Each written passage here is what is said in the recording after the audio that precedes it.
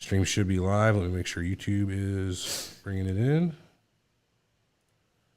Oh, receiving my content. We should be good to go. Let me try that live link one more time. Not yet. Here, I'll drop this in your Skype. Yeah, I'm refreshing the YouTube page now. You send me a new link? Yep. Still says Untitled Pot Show, but it'll fix up once it's on for a few minutes. It's cached on YouTube's end. It still says invalid response. It's weird. It's worked good on this end. Here, this one here, Everett's is proper. Stream should be live. Which one? Hold on, let me. I'm going to your channel to see if it shows up there. Video. Still says 4 days ago, last video. I load up just the channel. It's live on my end. Surreal Talk Podcast. I got the proper link right here. I mean, the one I sent. I just clicked it. It worked. Let me try one more time. YouTube.com/Surreal Talk Podcast. And on there, it shows live now. I just emailed you the link, man. You emailed it to me. Yeah, the good one. Okay. Let's see, we should be pulling people. Take you right to the show. Yeah, there we go. What's up, everybody out there? In YouTube land, holy cow. How you doing? Flat Earth is the truth, Oh, man. They're you're live. People see me. Yes, sir. Oh, I got to fix the size of the camera. I just still got to get that link. Did it not come through in the email? No, I'm just getting there. Okay. All right. Almost there. Out there in YouTube. There we go. All right. That should do it. Okay. All right, we are here. Jeez, look at that Team Glowbusters, Eric. I like that name. A bunch of Team Eric there in the chat. What's up? We have one dissenter I know we're going to hear from on the Team Eric. Things first. Team Armand, Team Eric. All right. Thanks. Thank you, John. Yes, whoever's on my side. Here Thank to you. support Dave for the short time I can stay. Oh, well, good deal, Dave Robinson.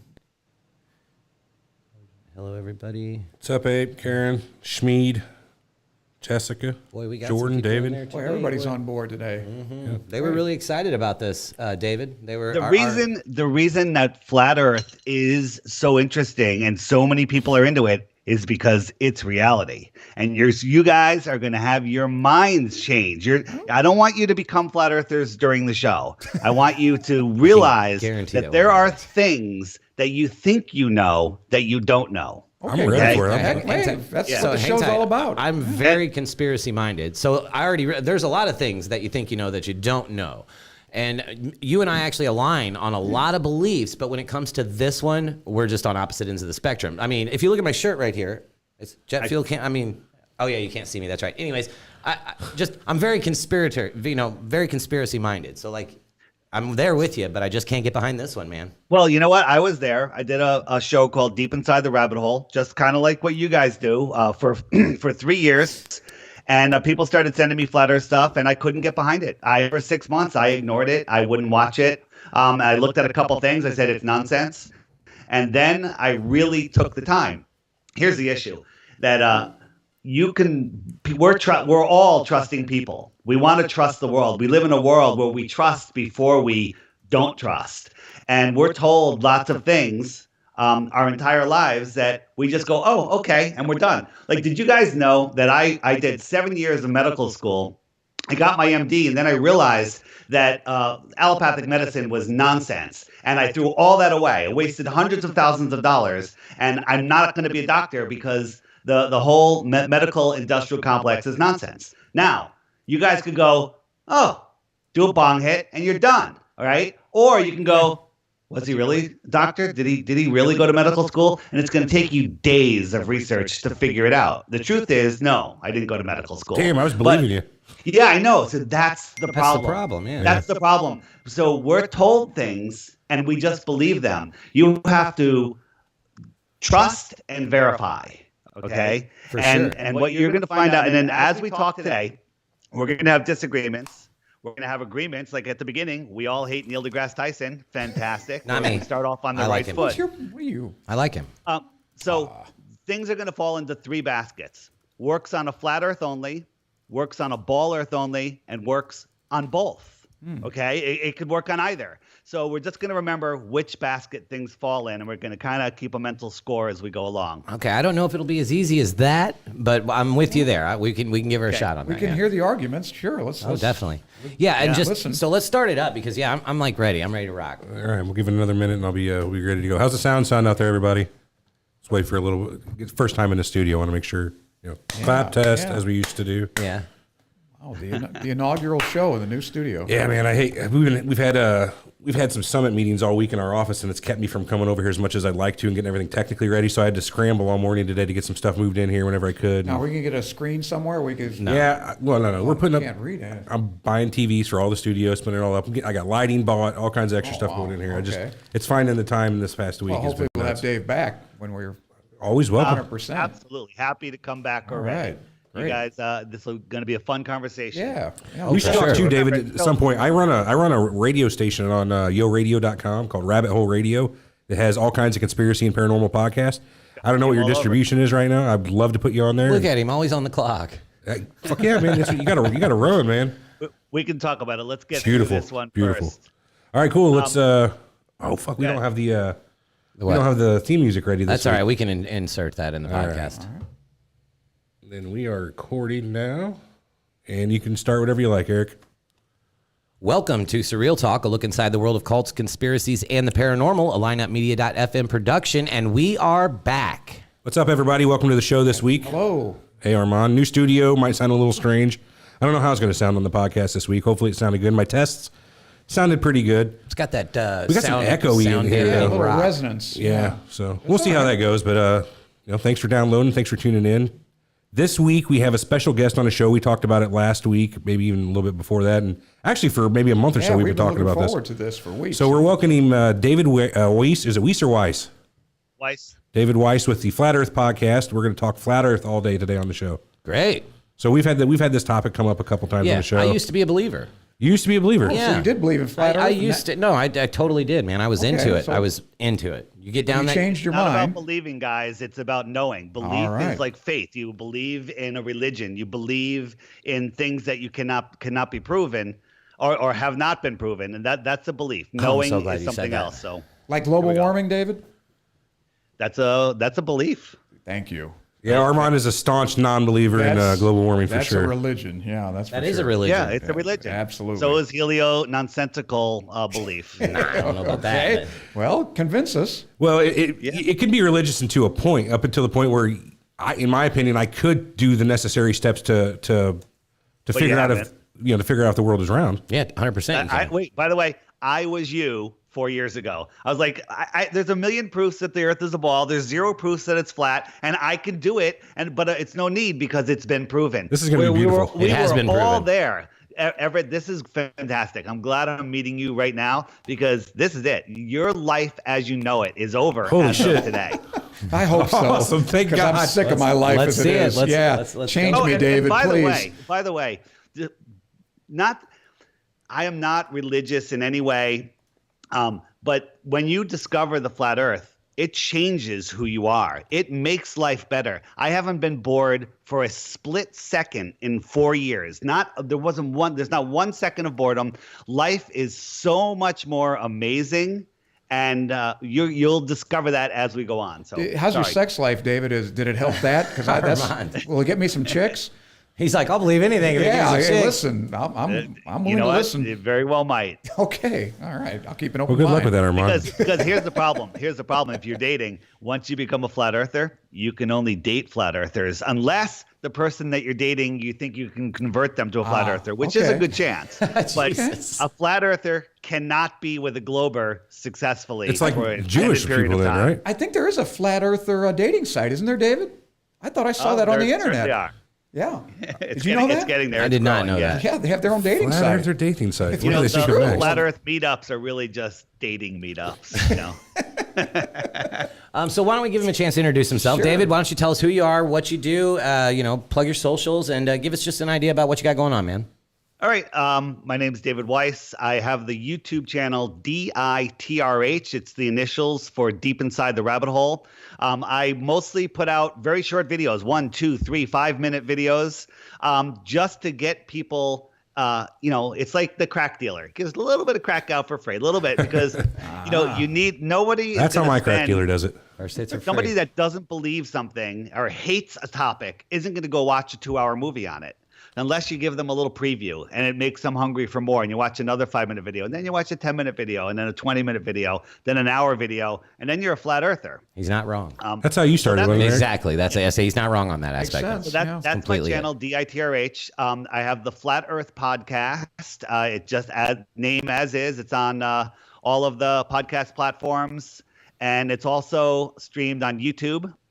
Not streamed. It's just there's a YouTube channel, the Flat Earth Podcast, and that's basically it. I also have an app that will teach you about the flat Earth, and it's called the Flat Earth Sun, Moon, and Zodiac. I'm downloading Clock now. app. All right. So I'll you pop download this that too.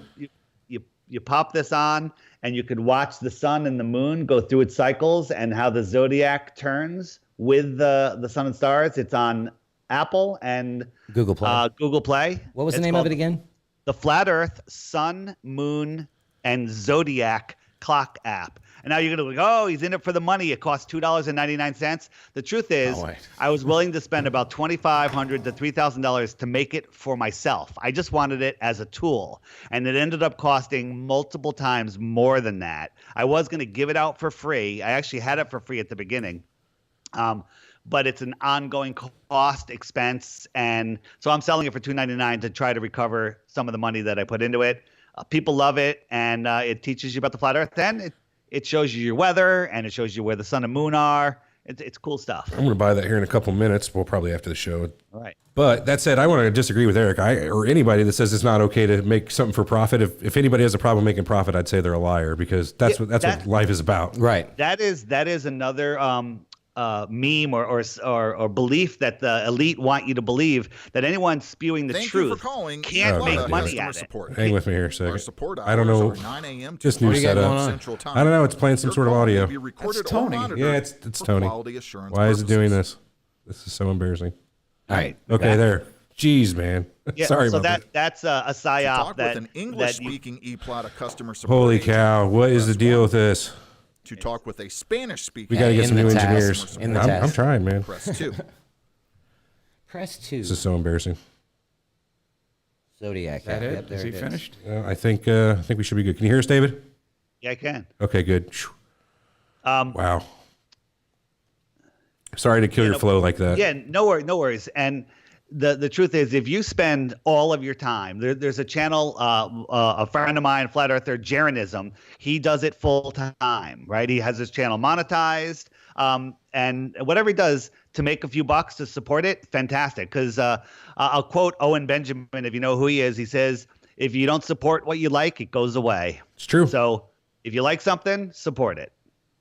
Totally agree with that. Hey, can we ask everybody just keep it civil in the chat today? Because we're going to be really into the show. We're not going to have a lot of time to be, looking over there constantly to see what's going on. So if you could do that for us, that'd be great. Oh, I'm watching today. Oh, So I'm going to keep an eye out. And if anyone has a legitimate question, ask it in the chat or whatever. And you guys bring on your toughest questions. I and actually- we'll go from there. I actually have an entire list of listener questions that I put out on the socials and asked for. So I figured we would get to all of their questions after our questions.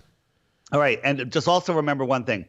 As I was making my analogy earlier, you can choose to believe something and you have the whole day free, or you can really research something. The nature of our reality isn't something you can learn in a Twitter snippet, 240 characters or whatever it is. Or a there's 2-minute lots video. of visuals to understand. Me explaining it, I could do a pretty good job, but putting it into an instructional video makes it a lot easier to understand.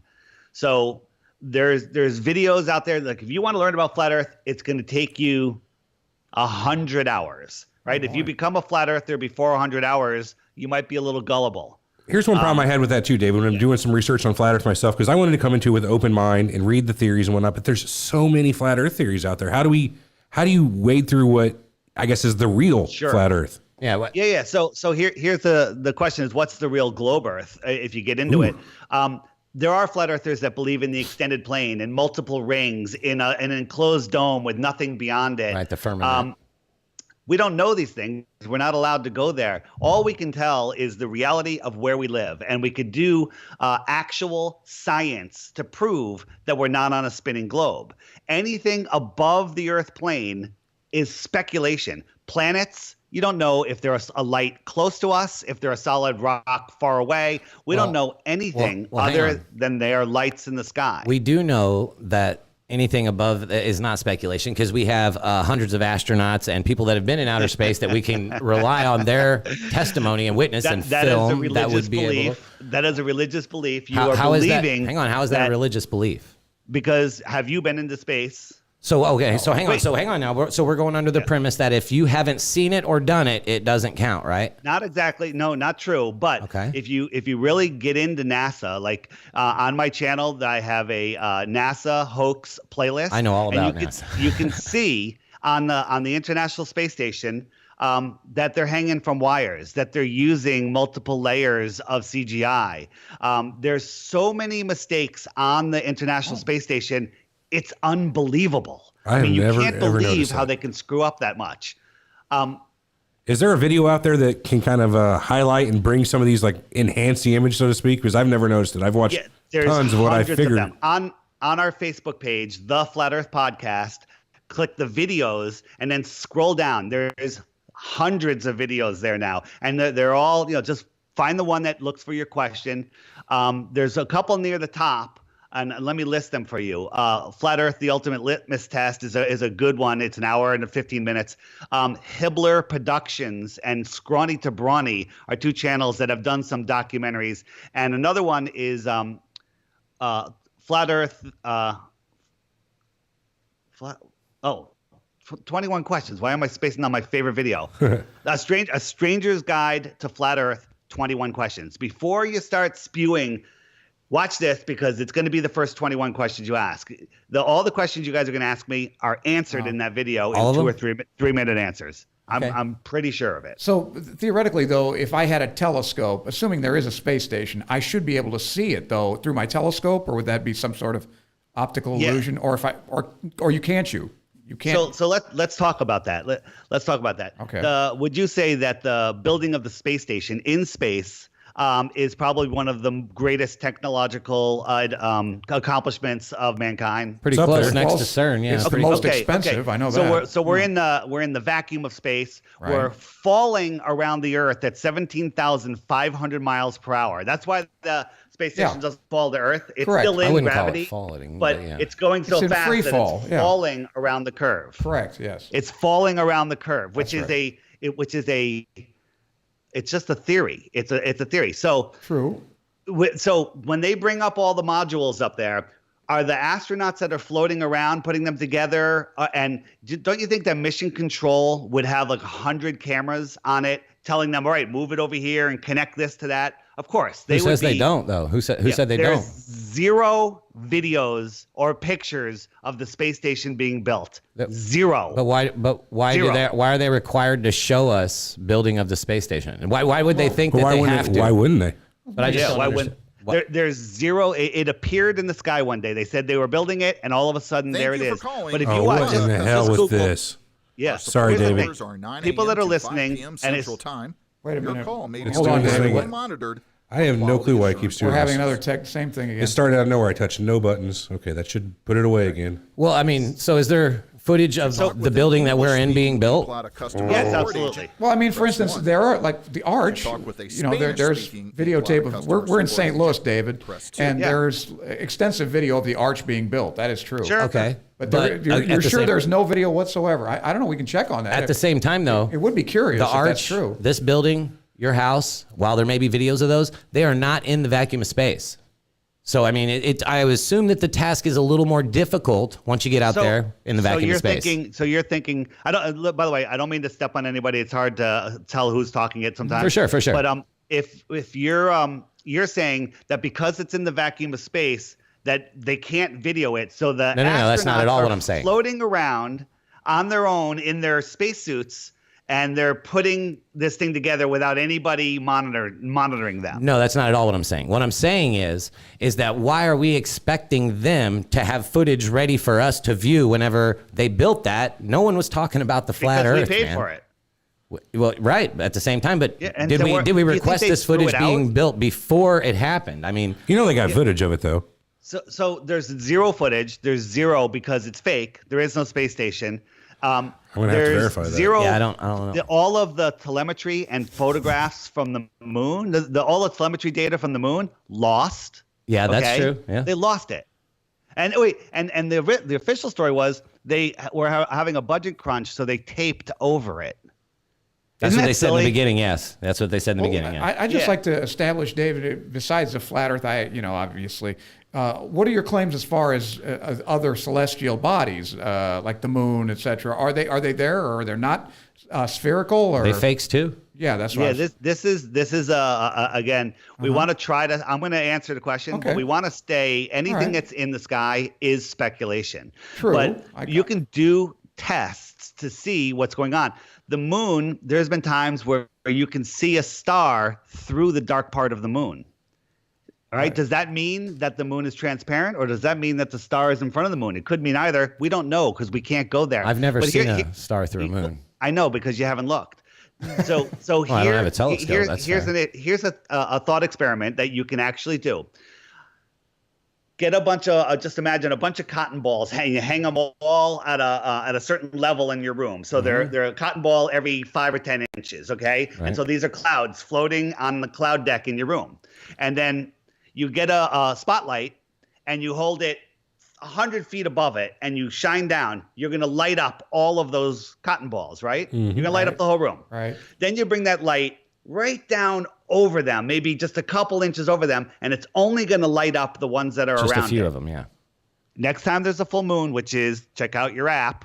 The full moon's coming up, and there's clouds at night. Watch them. Only the clouds underneath the moon are lit. All of the other ones are pitch black. That tells you that the light that we see is close to the moon. Okay.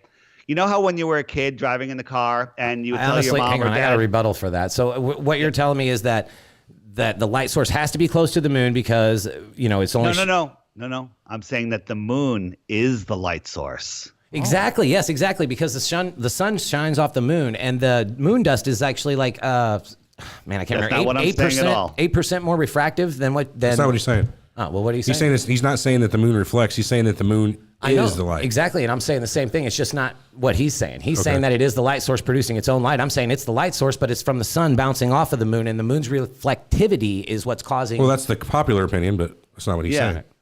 And by the way, that's your opinion. This is my opinion. But you have to look at the facts. Take any sphere, light it up with a single source light, and what you will see is a hot spot on that sphere with fading light going around. But then tonight, go out and look at the moon, and it's lit edge to edge. The whole thing is lit the same amount. It's a glowing light. How about this? The moon is how I far follow what away? you're saying. You guys About in your 200 heliocentric religion, how far away is the moon? 240,000 miles average. Yeah. I got a 300,000 rebuttal for kilometers. that too, All right. though. You just You said know it what? yourself. The closer. Let me Congratulations. finish. You guys are good. Most people don't even know. 238,000 miles away. So you have a dusty, dirty rocky ball. We've seen the astronauts on the moon. It's dusty, gray ball. Sure. And you're lighting it up with a single source light. That light is reflecting off the moon, going 238,000 miles down to the Earth. And on a moonlit night, I can read the newspaper by it, and it's casting shadows on the ground because it's so bright. If you guys look into science, you ever hear of the inverse square law? Of course. Yep. Yes. Okay, so light every time you half the distance, it Right. gets Quarter four times power. brighter or Quarter 4 is times powerful. weaker. Correct. Yes. So you're looking at the light. I don't know how many lumens is it. We'll call it 100 lumens. Okay, that you can read it. It doesn't matter if it's 10, 100, or 1, Right. or it Billion, doesn't it doesn't matter. matter. Yeah. And I think- keep having yeah. the distance. By the time you get to, I think it's 100 miles or 1,000 miles from the moon. I forget the number, but it's like 240 million lumens. It's so bright it would dissolve your brain. Okay, but none of that's the case. And then if you look at the astronauts, they took a picture of the moon on the way there when they could still take a picture of the whole thing, but they were very close. It was dull, dirty, rocky ball. Right. Makes absolutely no sense. So what is your theory then? I still, So we don't know what the moon is. The moon literally is. but it does exist, and it casts its own light. That's So that is what this you're is what you guys asserting. believe. You guys believe that a rock in space controls women's reproductive cycles. That the rock in I don't know space. about that. Yeah, that's pretty far out there. Well, women's their cycles go with the moon. On a full moon, people act differently. Just talk to emergency room Objection, doctors. speculation. Though, That's on that. true, but that's a religion. No. I would consider These that a are religion. observations. Yeah, that's a but- belief, not a. That's it. Yeah, but here's the thing. The light patterns on the clouds, that suggests that it's close.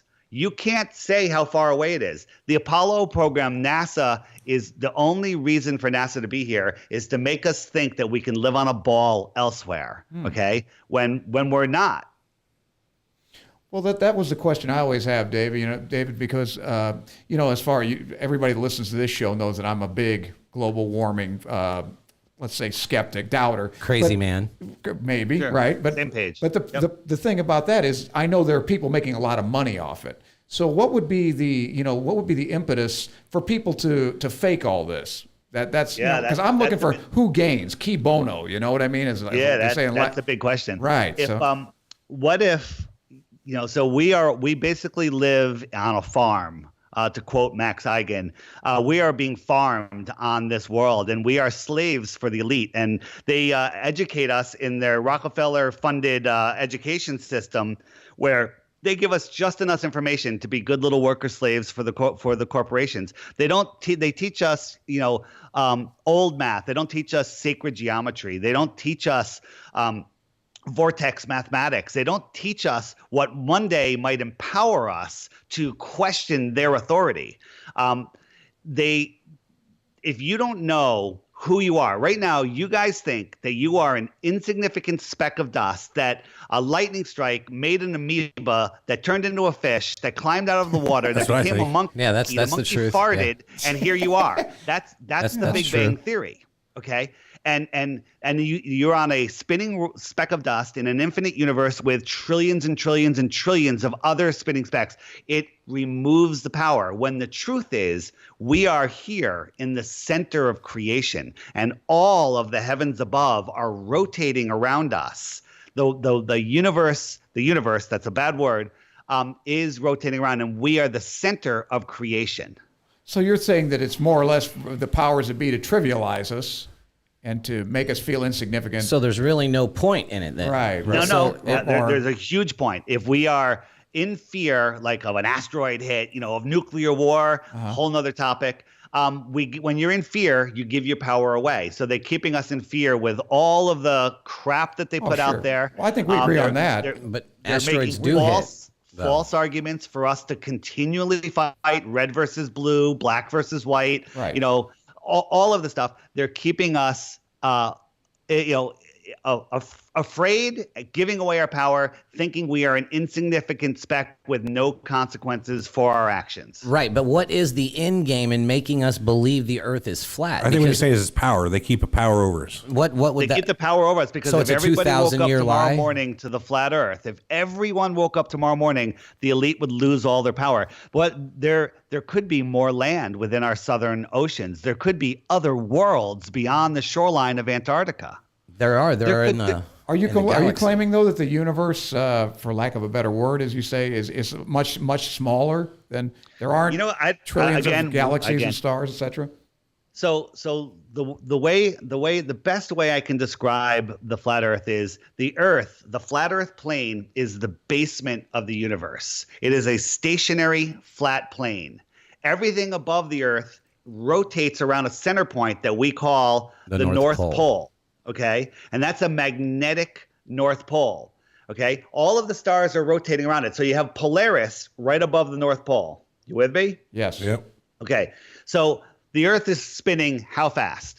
12.5. 1,000 miles an hour, right? Yeah, roughly 1,000 miles an At hour. its equator. 1,000 miles per hour. How fast is it orbiting around the sun in a second motion? Boy, I'll tell you. Okay. 6 that you can't even comprehend. Right. Okay. Not only are we spinning, going around at 66,000 miles per hour, we're chasing the sun. The sun is going at 600,000 miles per hour. Okay. So we're corkscrewing through space at ridiculous speeds. By the end of this conversation, we will probably have traveled over 1 billion miles. However, all of the star constellations that have been around since time in memoriam are exactly the same every year.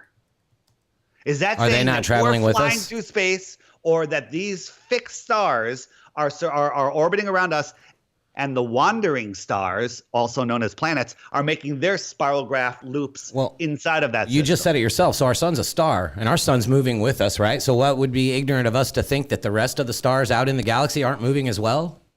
So hang on, you're a little program there. When you say a star, you're referring to a gigantic burning ball of hydrogen. Exactly. I'm saying that is And not what and the sun helium is. and among other things. Okay. And again, that's a religion. You have no proof of that whatsoever. I don't think the sun that we see, that's very important, is a physical object at all. It is more like a projection, for lack of a better word, inside of what we call our personal atmospheric dome.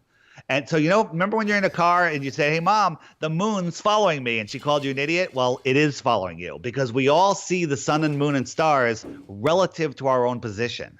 All right, then I have a great question for you. So if the moon and the sun, or if the sun and the moon revolve around a central point, which is right above the North Pole, then why, when we see the sunset, does it not go away from us and get smaller as it's setting? Instead, we see it go straight down over the horizon. If it was rotating like that over the top of a plane, over like a dinner plate, we would see that sun setting away from us. It would get smaller as it set. It does not do that. It stays the same exact size in the sky all the way down to the horizon.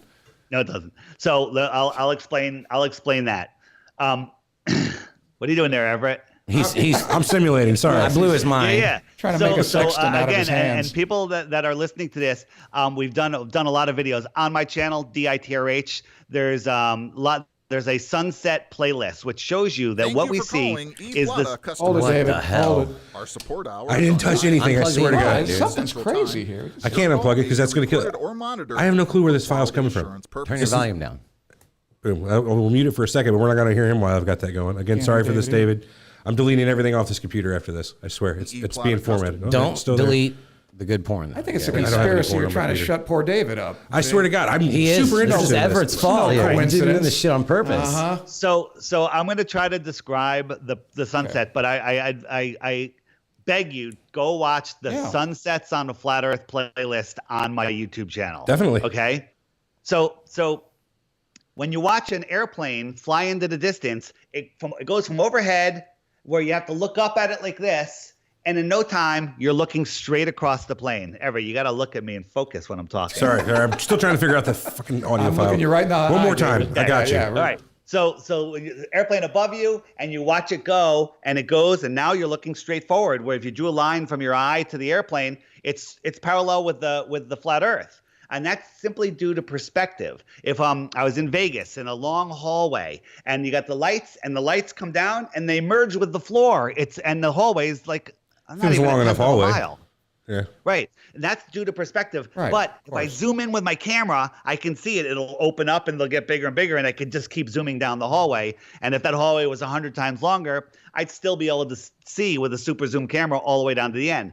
But then you have yourself, a terrestrial observer. You have a celestial in the sky object. So as that thing goes away, it drops due to perspective. However, we have a atmospheric deck in between us, okay? A cloud deck, or just the density of the atmosphere, which is not transparent over a long distance.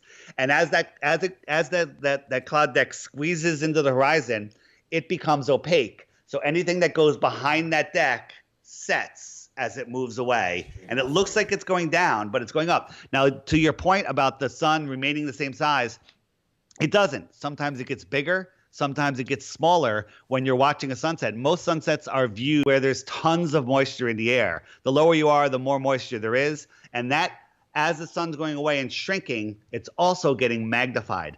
There's hundreds and hundreds, if not thousands of videos now out there showing how the sun looks like it's going behind the curve, but it's not. It's going behind the vantage point.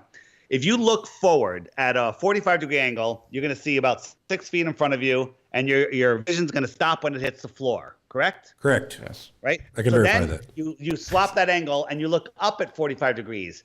your vision's going to keep going. So we can see your vision's going to stop when it hits the ground, which is going to be almost at your eye level. However, if you're up a little higher, you're going to see farther. So things disappear just because they're going behind the point of convergence. It's optics. It's the way our eyes see. It's the way the atmosphere is set up. And there's many reasons for sunset. On my video, DITRH, Fool on the Hill sunset. Watch that, and it was filmed.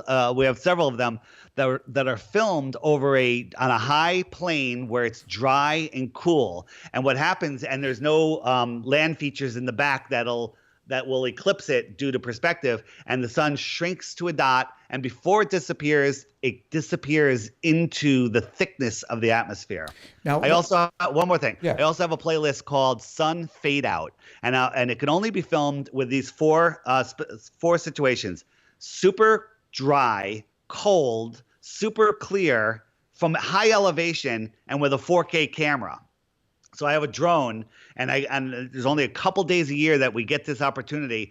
And you watch the sun; it shrinks. It's dropping. It looks like it's dropping down, and then it gets right above the horizon, and it stops, and then it moves away, and it shrinks until it gets absorbed into the thickness of the atmosphere. I feel a little unprepared here. I wish I had seen this beforehand so I could rebut it. Without seeing it, I mean, well, here's the problem. Here's the problem. Is your footage? If you prepared, you would not have this conversation right now. Sure. Because it once you look at this stuff and take the time, you will see that everything you think you knew, you don't.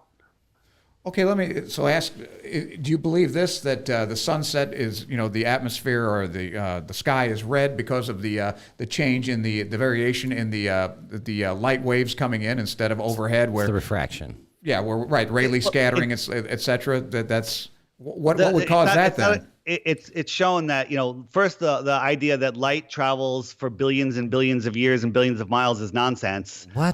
The sun is. Hang on, I got to stop you right there. How can you say that light can't travel for billions of years and it's nonsense? Because it's a belief system. There's zero proof of it, and I don't think billions of miles or billions of years exist. We actually do have proof of light traveling, at least from the sun to us, which is 8 light seconds away. It takes 8 seconds. 8 minutes. 8 minutes. It takes 8 minutes for it to get here. Again, that is a religious belief, okay? That the sun is... by the way, thank you for bringing that up, because that's my favorite one to talk about. And by the way, everything you've asked so far is in the video called The Stranger's Guide to Flat Earth, 21 Questions, on our Facebook page, The Flat Earth Podcast.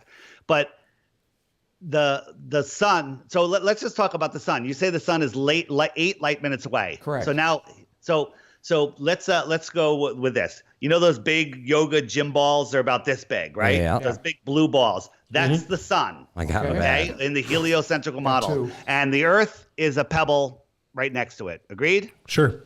Yeah, the size is about right. So we're on the pebble, and we're going to put this ball literally a quarter of a half an inch above the pebble. Okay, we're just going to say it's right there. So you're on the pebble, and you look up. What are you going to see? Nothing but sun. The sun, nothing but sun. Very good. So now we're going to move that sun 93 million miles away. And it went from filling the entire sky to the size of a dime held at arm's length. Agreed? No, it's perspective. I mean, wait, hold on. It shrank due to perspective from the entire sky to the size of a dime at arm's length. Correct? Yeah. Yes. We're all in agreement on this. Yeah. Yep. Okay. So what if I doubled that distance? How much smaller would it get?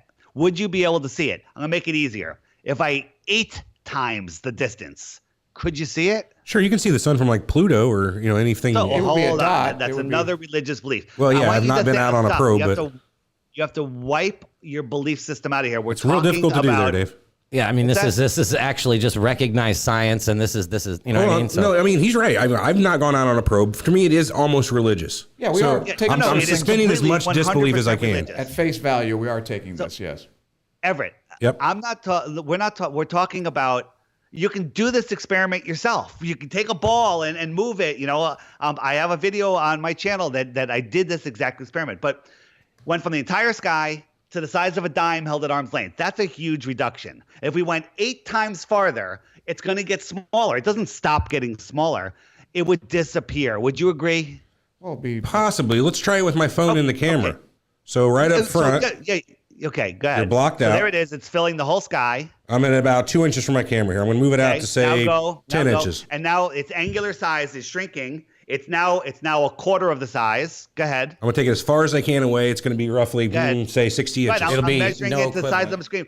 So to 93 it was million filling my miles. whole screen, and now I can fit 150 of those on my screen. And how far away are you? Roughly 5 foot, we'll say. All right, so if you went 10 feet away, I could probably fit 1,000 of them on my screen. Roughly, I would say probably even more than that. Okay, so you agree that things keep getting smaller. 8 times that distance.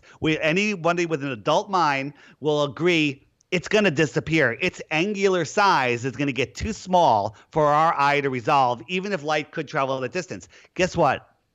That's a light hour.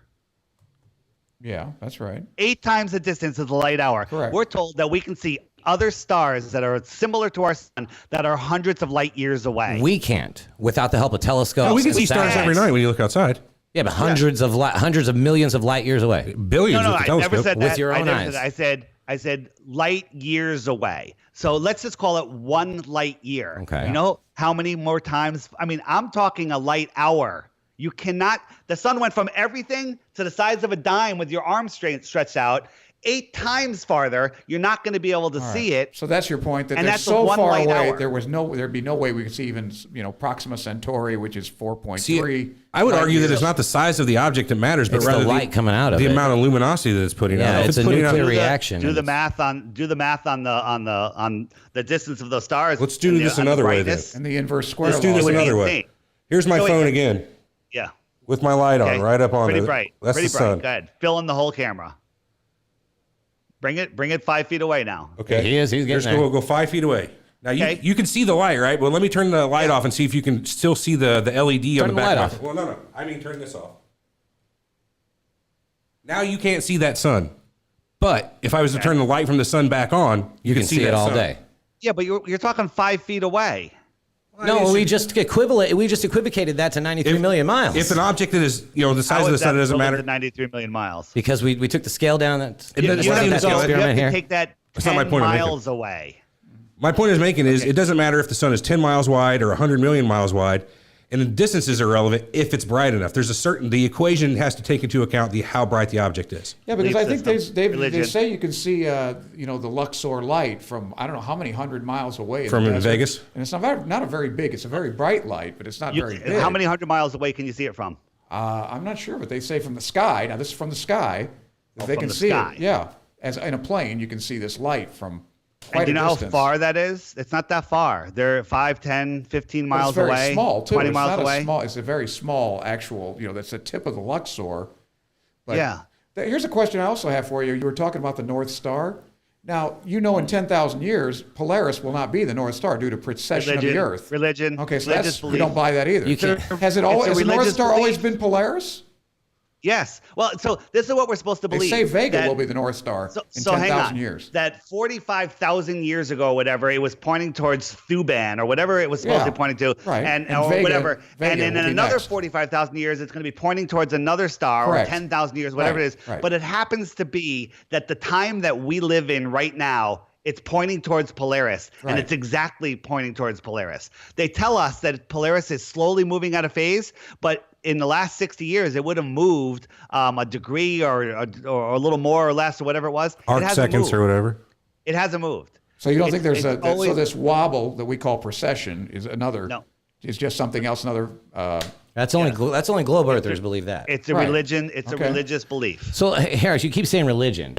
Are you Religion gonna- is when you believe something without any proof, just because somebody told you. How about gravity itself? Now, is that more? Would you So consider that? if you look at if you look at the high priest of scientism, Neil deGrasse Tyson, and other scientists, they say that gravity is an unproven theory, which is true, and they don't know how it works. True. And to make it almost work, they have to add like 90% dark matter, which Right. has never been seen or observed. It's a religion. Sure.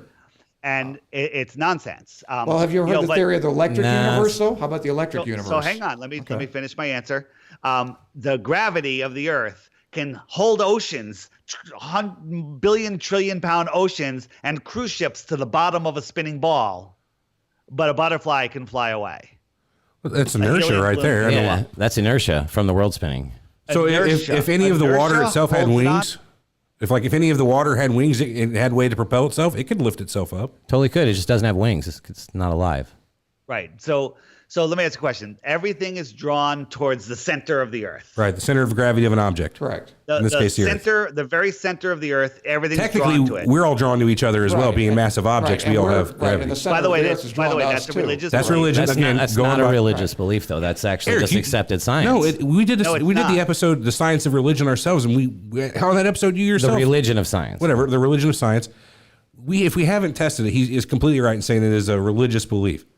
Right. It's a religious belief. I'm not saying I agree at all, but he's not wrong. Just think about this. And we're told that no matter where we are on the ball, we're on the top from our point of view, and everything is being drawn to the center of the Earth. Okay. But even though when you're on Mount Everest, you're not standing at an angle being drawn to the center of that. You're always being drawn to the center of the Earth. So there's an atom at the center of the Earth that's like, hey, I'm the center. Okay, I'm the center. Everything must be drawn to me. But then there's another atom halfway between. incorrect. Hold on, let me finish my point.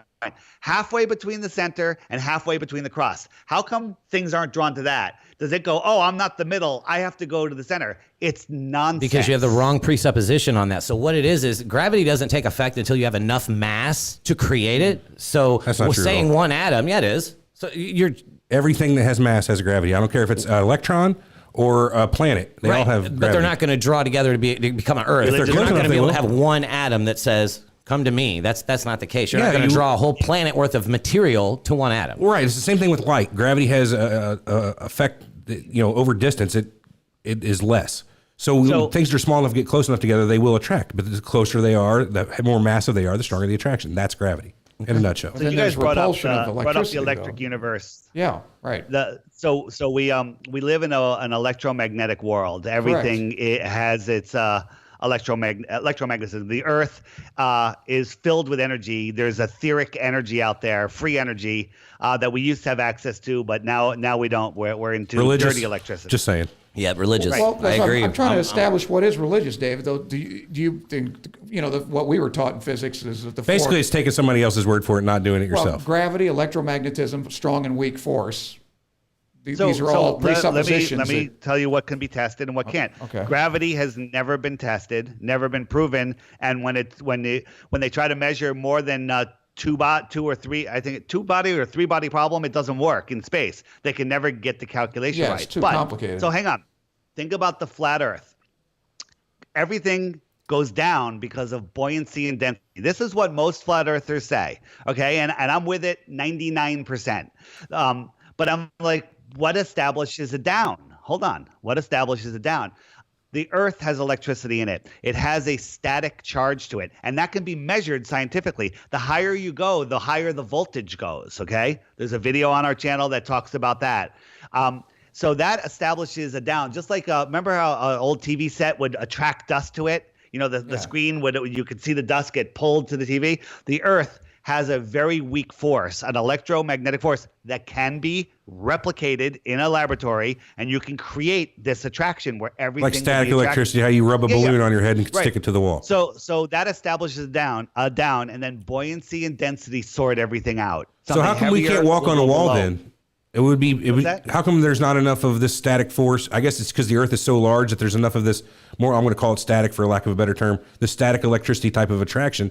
How come there isn't other objects like massive, like a mountain that we can't walk on the side of? Is it just not massive enough to create that attraction? And Well, no, it's down. It's the down force. It's not gravity. It's nothing that's pulling you towards the mass. It just establishes a down, and down is down. We're on a flat, stationary plane. Down is down. Right, I agree. Down is a again, relative term. I'm just trying to wrap my head around exactly. Could you go over again one more time how this establishes down? I'm still a little. So the electrostatic charge of Right. the Earth plane establishes a down. It has an attractive force. It has super a weak. force and super a direction, so it's a vector. It has Yeah, a force so and it has We have magnitude and direction. maglev trains. We have Right. maglev trains that defy what? Gravity or electromagnetism? Magnetism. They're floating. Yeah. You can take a table and put some salt and pepper down or whatever, and get a piece of styrofoam and rub it on your body or whatever, and bring it over, and they'll all go up. Is that gravity or is that electromagnetic? Is that static attraction? Yeah. Well, I think that's Again, magnetism. you can do 100 experiments that show that there is buoyancy and density and static attraction. There's zero evidence. What creates that this a static vast attraction in our mass. atmosphere? What creates this Wait, static sorry, you broke attraction? up. You know, If it's I not don't gravity, know the answer to that. What creates the static No, attraction? I mean, because you'd have to ask I have an answer for it. The globe has an answer for it. It's called the spinning liquid molten metal in our Earth. Just like an alternator will spin around a magnet and create an electric field. You know, that's what's going on in the inside of the Earth that creates. I mean, Aurora Borealis at all? Anybody? Well, so hang on. Let me address that before we go on to another thing. So you're saying that the magnetic liquid center of the Earth is what's causing this?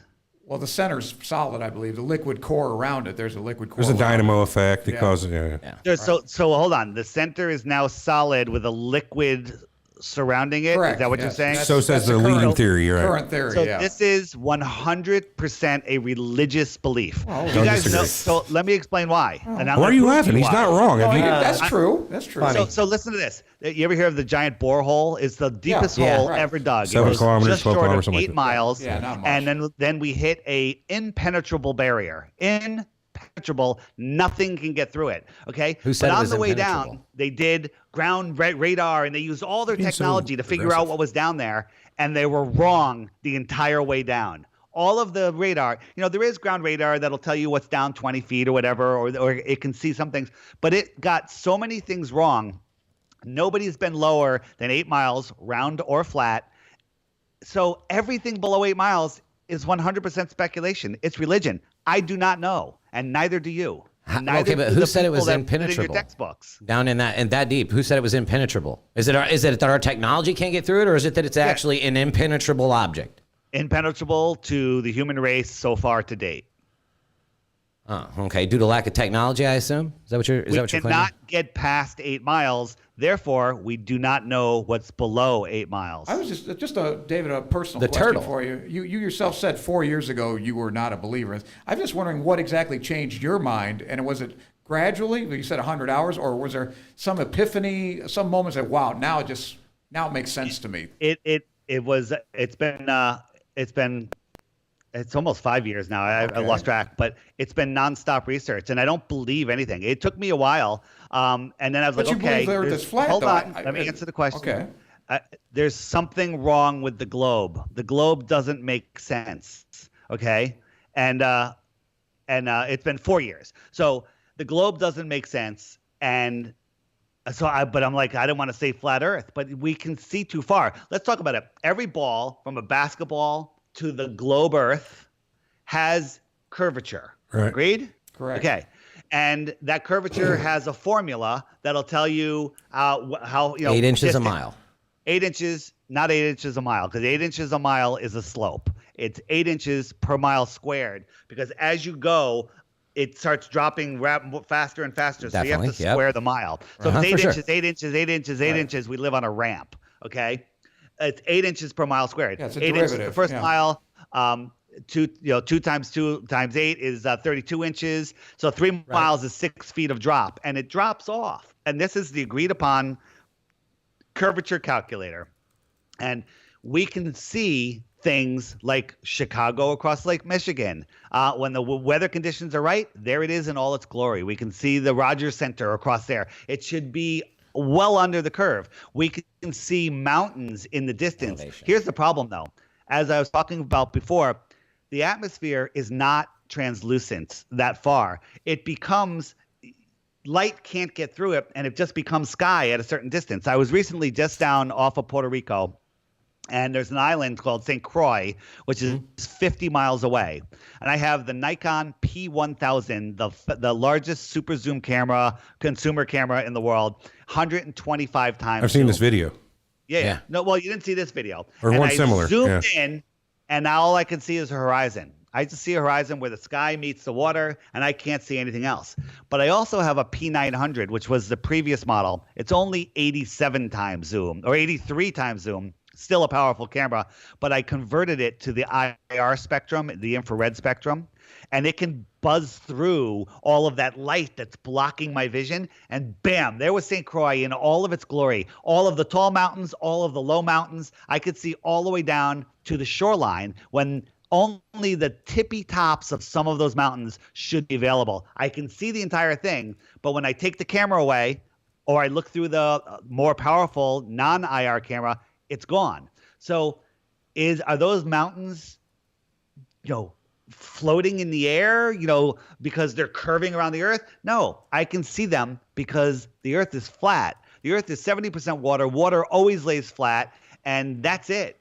It's flat. At 120,000 feet, we sent balloons up with non-fisheye cameras.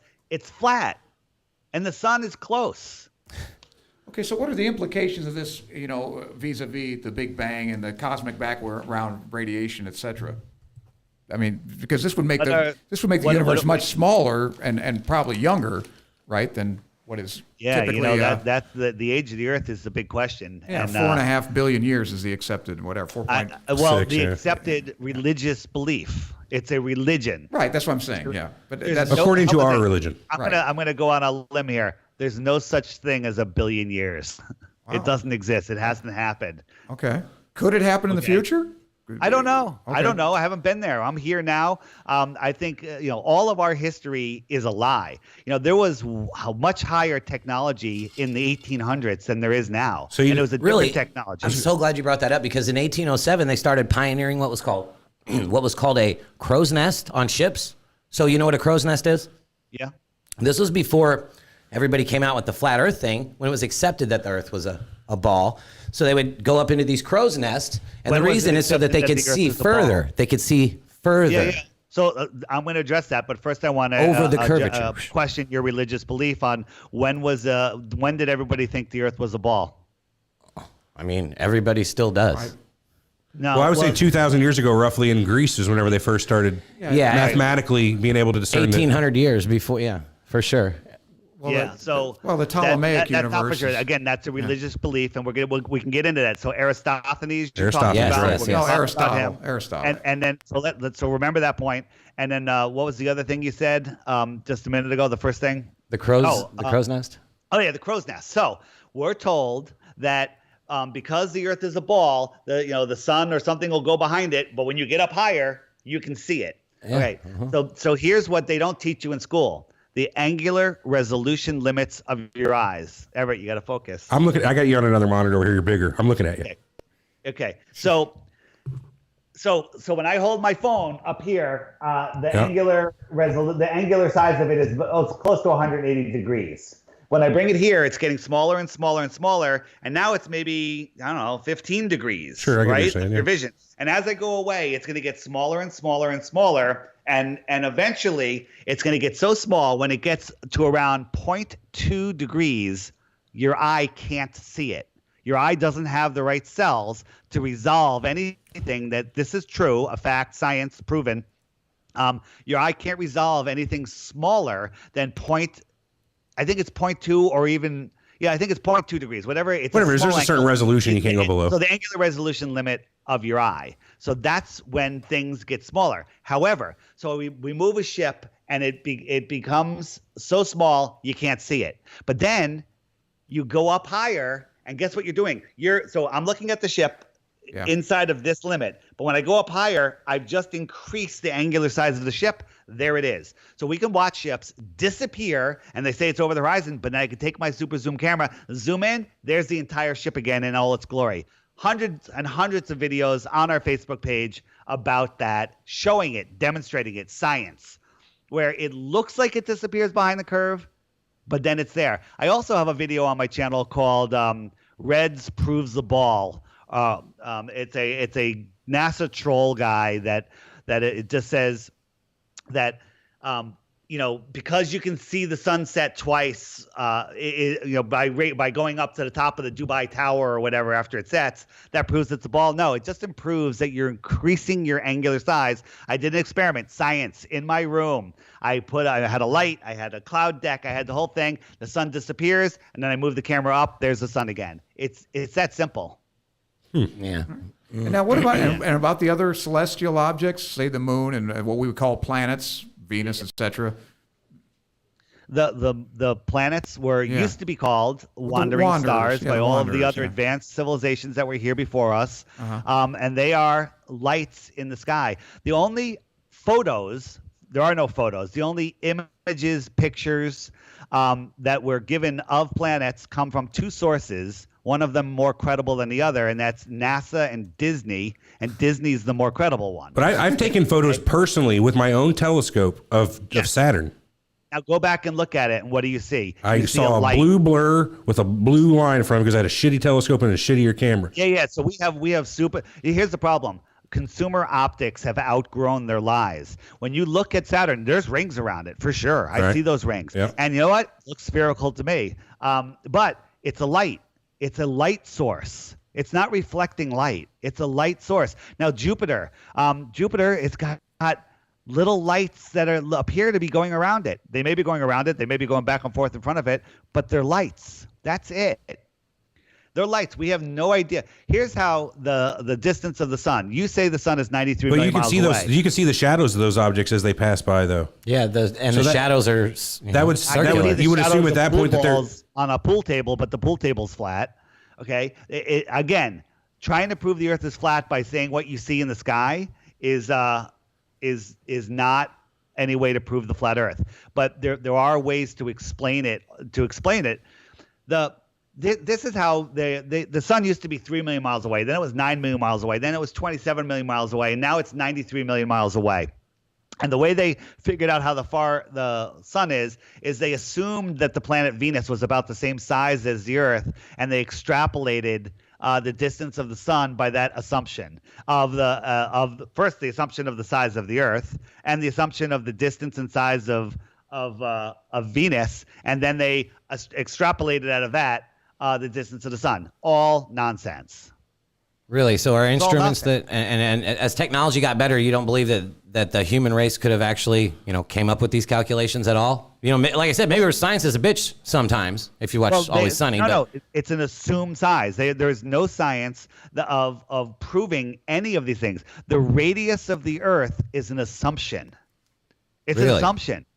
Yeah, nobody knows the radius of the Earth. Here, let's talk about the Earth. If you have your globe Earth, it comes down, and on the bottom is the continent of Antarctica. Yes. Okay. Nobody's circling around Antarctica or around its shoreline because it should take a month, but it takes 3 years. And Captain Cook is the last person that did it. I think the last person that did it. And he went over 60,000 miles, and it took 3 years. I would say And that's Captain Cook's because- full of shit. Yeah, exactly. I agree. I hate to use that kind of language about this, but there's no way it takes 3 years. I mean, I'm going to have to see I'm making a list of stuff here that I'm going to check after we get off because we're even checking now. But Here's the problem. Did you go Here's the around problem. Antarctica? If you didn't do it yourself, then it's obviously a religion. No. I'm going off of his logs. That's Okay? that's what we're going off of. Yeah. So look at those, and if let's talk about now I can't speak. sure, it's fine. I get there all the time. You got the globe, and down on the bottom of the globe is the tip of South America. Pretty close to it's pretty far down. Close there. to the bottom, but yeah. Chile. Slightly And off on center, the other but side, you have Australia. It's on around the same latitude, and it's pretty close down there. Okay, right Sure. here's the equator out here, but they're down here. sure. So if you wanted to fly from Santiago to Australia, you can go across Antarctica. That was a question I had too. Yeah, no, I Or got you the can answer. just stay on the same latitude and just go around that lower short circle on the ball. But that's not the plane routes that they go at all. Plane routes go from Santiago all the way up to the north, into the northern hemisphere, across America, over to Dubai. Do you know and then why? back all the way down. I can answer this right now. Why? Let me answer it for you. It's safer. They need to get fuel. They need to pick up other passengers. There it is. These are That's a just- business. Airlines are a business. What just sense would it make for Uber to pick up one passenger whenever they could pick up three? What about the fact that there is a flight that doesn't go, I think it goes once a week or once a day, that is direct and it's full. Okay, you got a full flight of people that want to go from Santiago to Australia. Why do you need to go all the way up there? If it's a business, they'll take the short route. I got an right answer for across that, too. Latitude. but they don't. And the reason is that big curved line on a flat Earth map is a straight line. Let me tell you why they don't Hold go on. there. Did you ever watch the movie Alive? Because that's the most desolate place on Earth. That's literally the most dangerous place on Earth. If you're not in Antarctica, you're in the 1,000 miles of ocean See, I'm around saying it. speculation, Eric. Well, what I'm saying is, why would they fly there? Why would they? There's There's because you nobody. save fuel and go directly across it. But what about the reasons of like the Earth's magnetic field? How It'll be 3 weeks before you can get rescued. that's what you posit. Yeah, I mean, why would they? So look, this is the flight route that they actually take, but this Sure. is the flight route on a flat Earth. Okay, that's the same route. It's a straight line. All of these flight routes these crazy flight routes they take, you map them on a flat Earth, they're straight lines. You know why? Because it's a business. It's a business. Exactly. Yeah, What about, it's a business, so they're taking the shortest distance, a straight line. Here's another thing for you for plane routes, for plane flights. In the FAA manual, it says you treat the Earth as a stationary, non-rotating plane. Okay? Stationary, non-rotating plane. Because think about this. If you're on the equator, the Earth is 24,000 miles around, Yeah, a little longer. definitely. You're spinning at 1,000 miles per hour on the equator, Yes, correct? sir. We all agree on a spinning ball. But if you're in Alaska, right, your distance to the axis of rotation is much shorter. Yes. So you're really going about 300 miles per hour because you're making a much smaller turn. We all can agree with that. That's right. You're on an airplane, you're sitting on a runway, you're not moving, you're traveling 300 miles per hour as opposed to a speck in space. You take off, you increase to 500 miles per hour, you fly to the equator. How do you land on a spinning disc that's a spinning ball that's going 1,000 miles per hour? How do you catch up to it? Because you're spinning with it. Just as you're traveling across it, I'm spinning 300 miles per hour. Yeah. Where do I get that extra 700 miles an hour of acceleration to catch up You don't need it. to the speed of the Earth? I would don't argue that need you're it. drug along with the Earth whenever you do that. Exactly. You don't need that through 700 gravity. miles an hour. But So Yeah, you don't again, believe in you're gravity, so there's no impasse. will you on stop that. being so adversarial? I think Eric, you're being very adversarial here. I'm just saying. But no, that's a good question. Where does that extra speed come from? There's got to be. Again, I don't know it, but I feel like there has to be a mathematical explanation for it. Math is not reality, by the way. So let me ask a question: if you got $2 million in the bank, and then you lend me $500,000, you give your buddy $500,000, how much money do you have in the bank? Should have $1 million. No, you don't have. That math isn't reality. You don't have $1 million. You don't have $2 million. It's just math. Well, if I had $1 million, what if it was cash then? You What if it can was make cash? an equation for anything. Equations are not reality. What if it's actual objects though? If I had 10 apples and gave Eric 2 and Armand 3, I would have 5 apples. Right, that's fine as long as you have those apples. What I'm saying is an equation could describe reality or it could just be an equation. There's lots of equations that are That just made no equations. sense, though, right there. Like, because if you equate the apples to a dollar bill, it's the exact same thing. It doesn't matter. What I'm saying is I can make an equation for anything. It doesn't have to be reality. True, but it should be at least testable. It's testable. Yeah, well, so it's testable. Show me a way to increase. You're in Alaska. How do you get 700 miles You're an hour still faster to assuming land on that a you runway? need that. How do you land on a runway, an east-west runway, or a north-south runway? These things are impossible. Wouldn't they adjust the angle of the flight though to catch They do. Isn't that how they do it? I think that's how they do it. How would or at they least they catch purport up? to do that. I have no clue, honestly, how they Well, do you it. don't go straight down. You don't go straight south. You go at an angle where you do actually catch up with the Earth as it spins. I think they take that into account. That's actually not true. Well, you're that's assuming what they tell us. No, that's what they tell us. I They believe. don't tell us. They actually don't tell us that. But even if they did, if you flew at an angle, you're only flying 500 miles per hour as your airspeed. Right. I'll even let you add the 300 miles an hour that you were spinning before you took off. So that's Yeah. 800 miles an hour. You get to the equator, it's going 1,000 miles per hour. How about this? Why are there wind currents above the Earth that are going 200 to 300 miles an hour? Jet stream? Yeah, the jet stream. That's Yeah, what Yeah, why is it going 200 to 300 miles an hour? I think it's because the heat and the cold and the wind, etc. And the spin of the Earth is what giant they say differentials in it. pressure is what it is. the North So you're Atlantic saying current. the spin of the Earth is the atmosphere spinning with the Earth? Yes. And then why is it going 200 to 300 miles an hour land speed? Why is that? Because the Earth is out spinning it? The Earth is outspinning it, so there's friction to take Incorrect. it. Yeah. Incorrect. That's a religious belief. The How? truth is, the Earth, the major jet stream that goes up there is going 250 miles an hour on average, faster than the Earth. It's spinning in the same direction the Earth is spinning. It's going faster than the Earth. It's outrunning the Earth. It's not lagging behind. Really? Well, he's got a point relative to it, yeah, because the jet stream does go faster than what you're spinning relatively. It goes west to east, I believe, right? Doesn't the jet stream? If Yes. you I'm trying to find a picture to show you guys.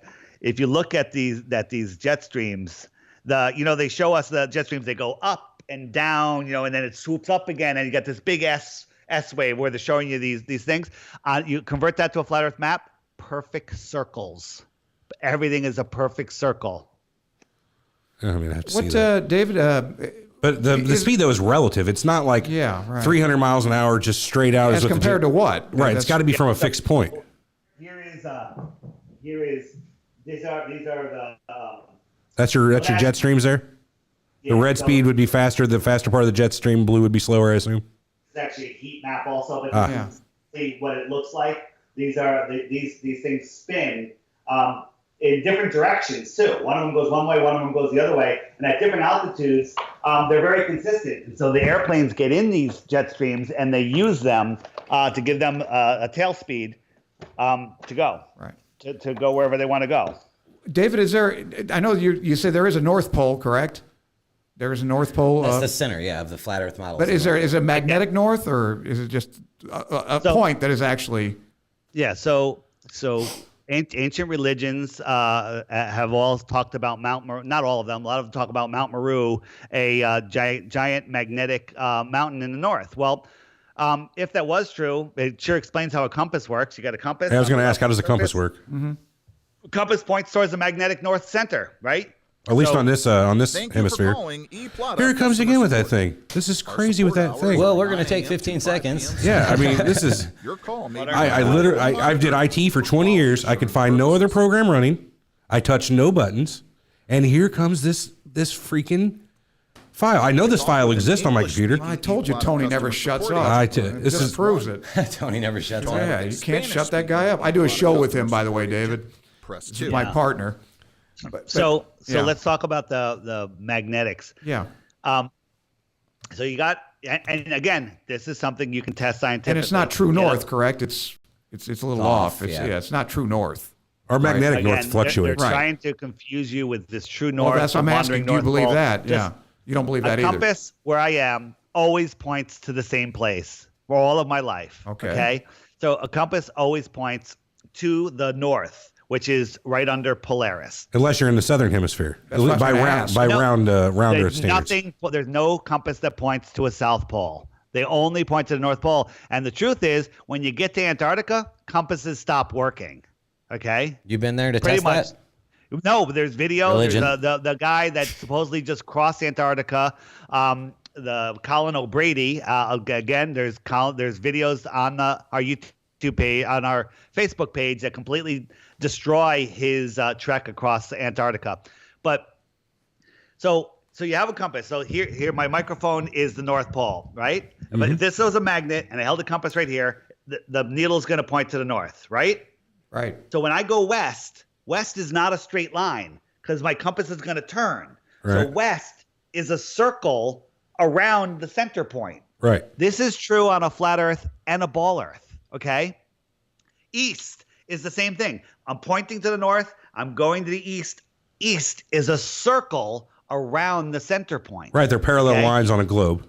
They're not they're parallel circles on a globe. On a globe, right. So if you were 1 mile from the North Pole and you break out your compass, it's going to point to the North Pole, and you want to go west, the west is going to be a tight circle, and 3.14 miles later, you're going to have circumnavigated the North Pole. Correct. Okay, you went around it and came back. 2 miles, you're going to go around. 3 miles, you're going to go around. All the way down to the equator, you're going to go around. But anything north of the equator on a ball, you'd have to correct to the left, correct to the center a little bit, because any straight line. So here I'm pointing east, okay, and this finger's pointing north. If I go straight line, I'm now going south.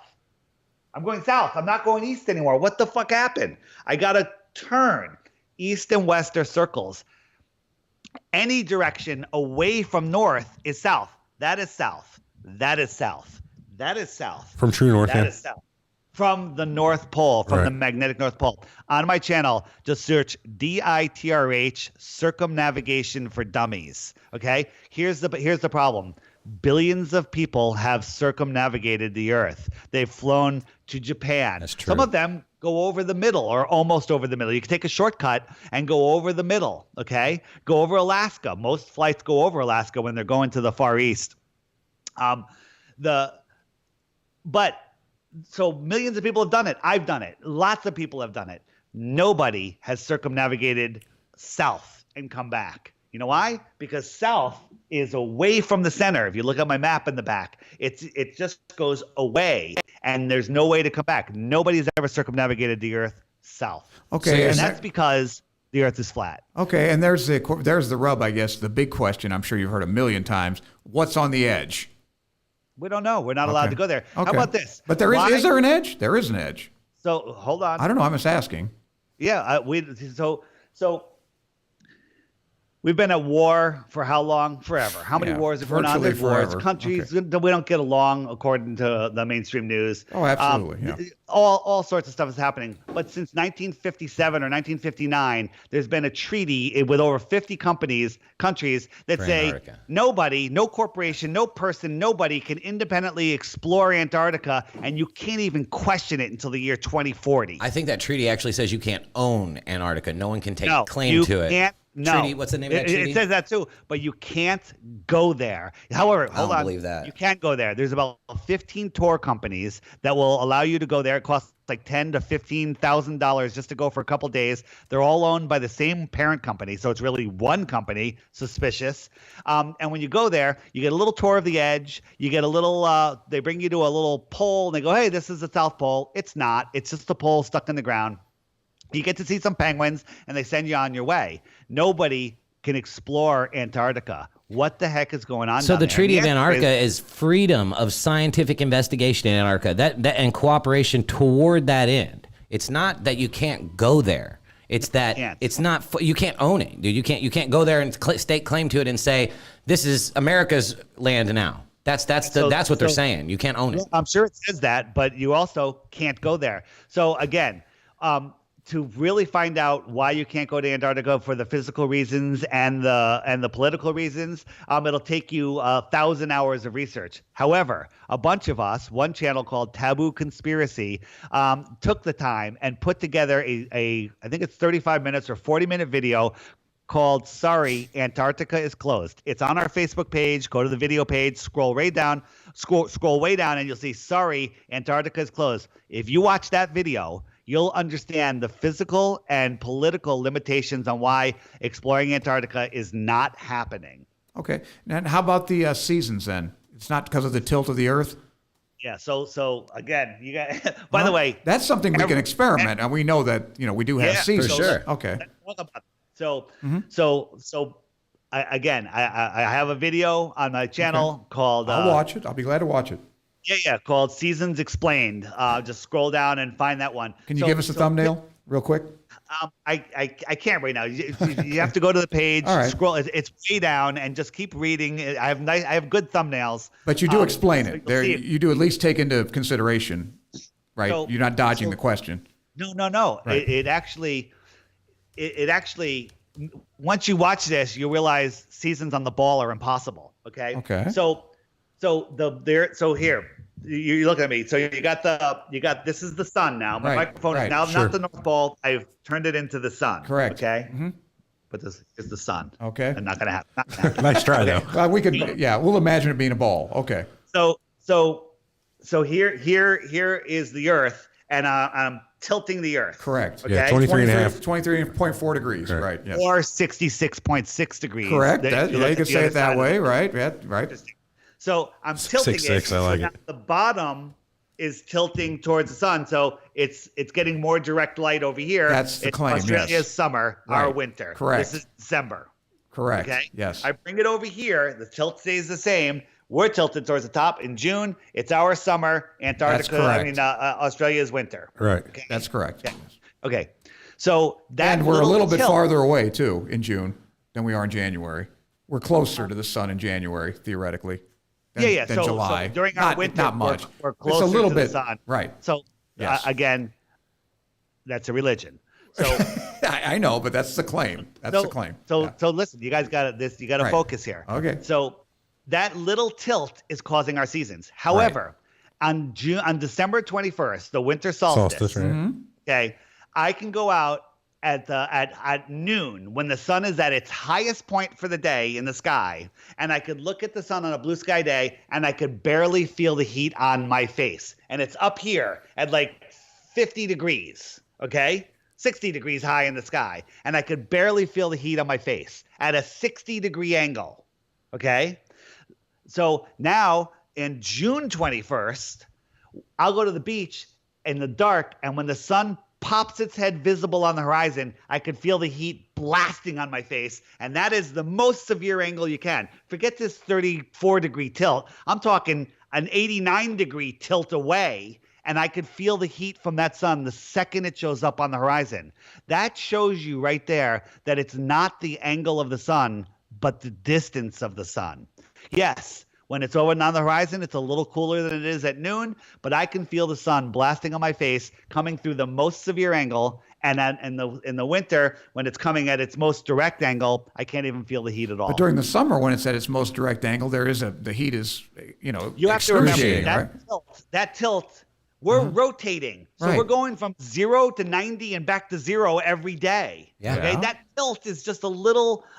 It's a thought experiment. Okay, it means nothing. The fact that I can't feel the sun when it's up here, but I can feel it when it's down here in June and in December, I can't feel it when it's up here. Take a heat lamp and face it at yourself, and then tilt it and see if it makes much of a difference. Well, all that tells me is the Then tilt. we go away, and You're not we'll be- ascribing it to the tilt. How does the flat Earth explain that?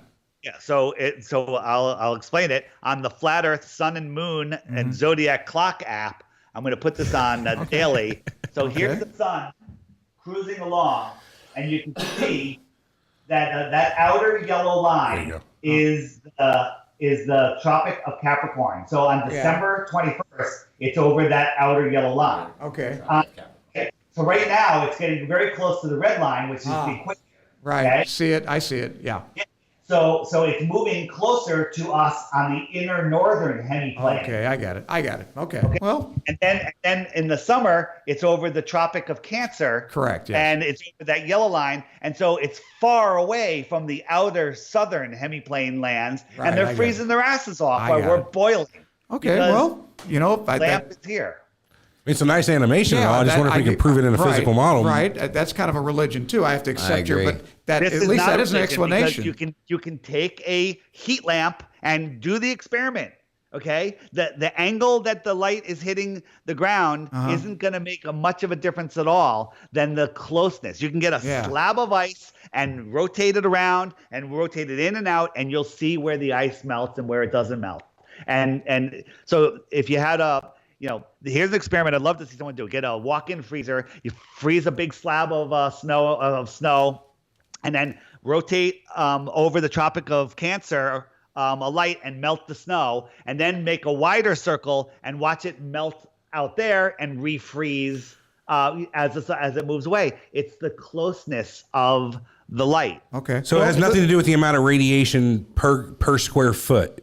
So yes, that's true. If you tilt something and you're spreading the radiation out, Right. But sure, it's it's going to make a little insignificant. difference. It's going to make a little difference in light and whatnot. But you have to just a little remember, bit. we're rotating Right, too. it's So we're going insignificant. 0 to 90 and back to 0 again every single day. If the angle made that much of a difference, every single sunrise, 365 days a year, it would be freezing cold. Okay? But the problem is, it's not just that controls what our temperature is right now. So while we are in the dark and don't feel the sun, the other side of the planet is still at that angle and has that heat at the same time. Yeah. So there's always somewhere pointed at the Earth. Same latitude day and night on the other side. Yeah, I mean, so drop it at 23-degree angle. Let's see if I get my camera here. Say this is the parallel where we're at. Spin the Earth. Then on the other side of the Earth, there's an equal and opposite point on the other side of the Earth that's going to have basically the same exact Conditions. conditions So let's talk about that. So the Earth is tilted. So at different latitudes, so at 60 degrees north, 6 months later, you should have the exact same temperatures at 60 degrees south. The exact, very similar weather. Very similar, right? yeah. Very Right. similar, Right. very similar plant life, very similar animal life. But that's not the case at all. At equal latitudes in the north, there's animals, there's thousands of of plants and stuff. At the same latitude in the south, zero, no plants, no animals, maybe a couple penguins, and that's because the sun isn't there long enough. It's completely different.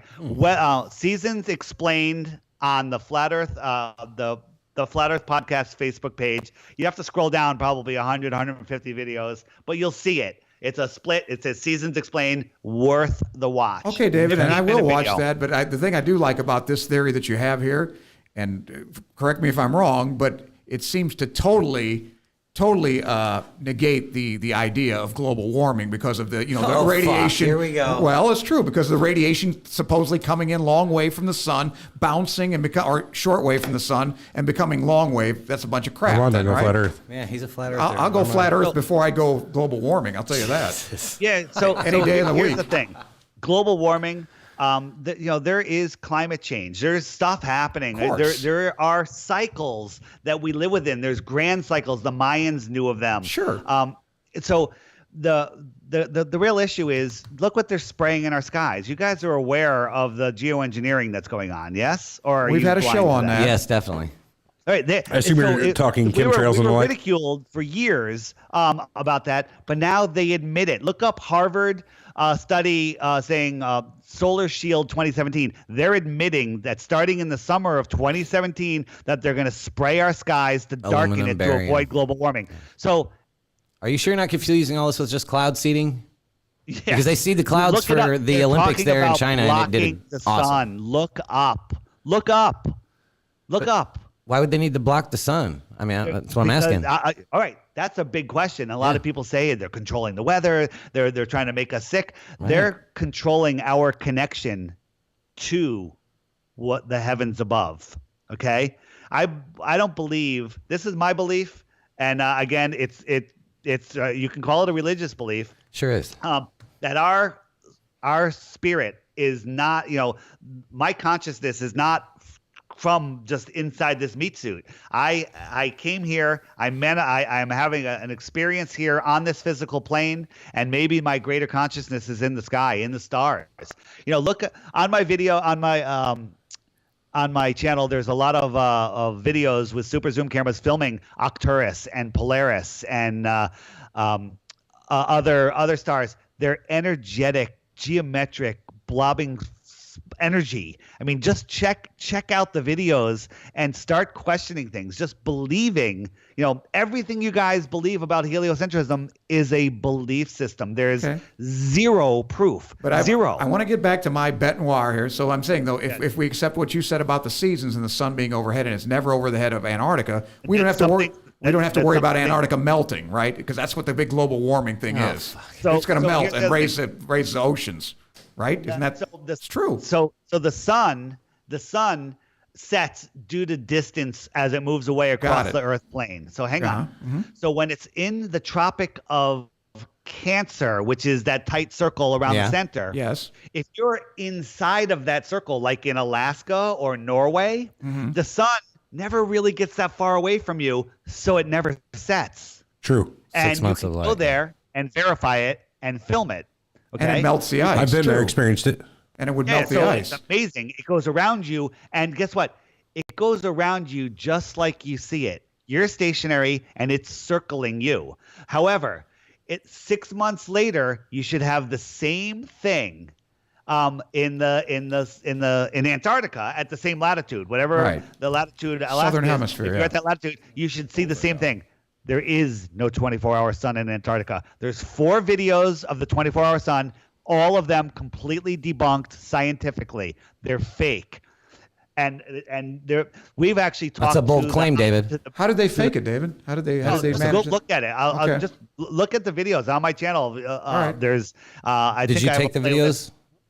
videos? I made some of them, but Okay. just basically, I'm showing you how they're doing it, and the fact that it's me nobody showing you something, you can make up your own mind. It's fake. I mean, it's so fake. It's ridiculous at some points. But there's at the Amundsen's base or whatever the base is down there, they have a camera and you could watch the shadows going around, right? But the shadows, there's 8 hours missing.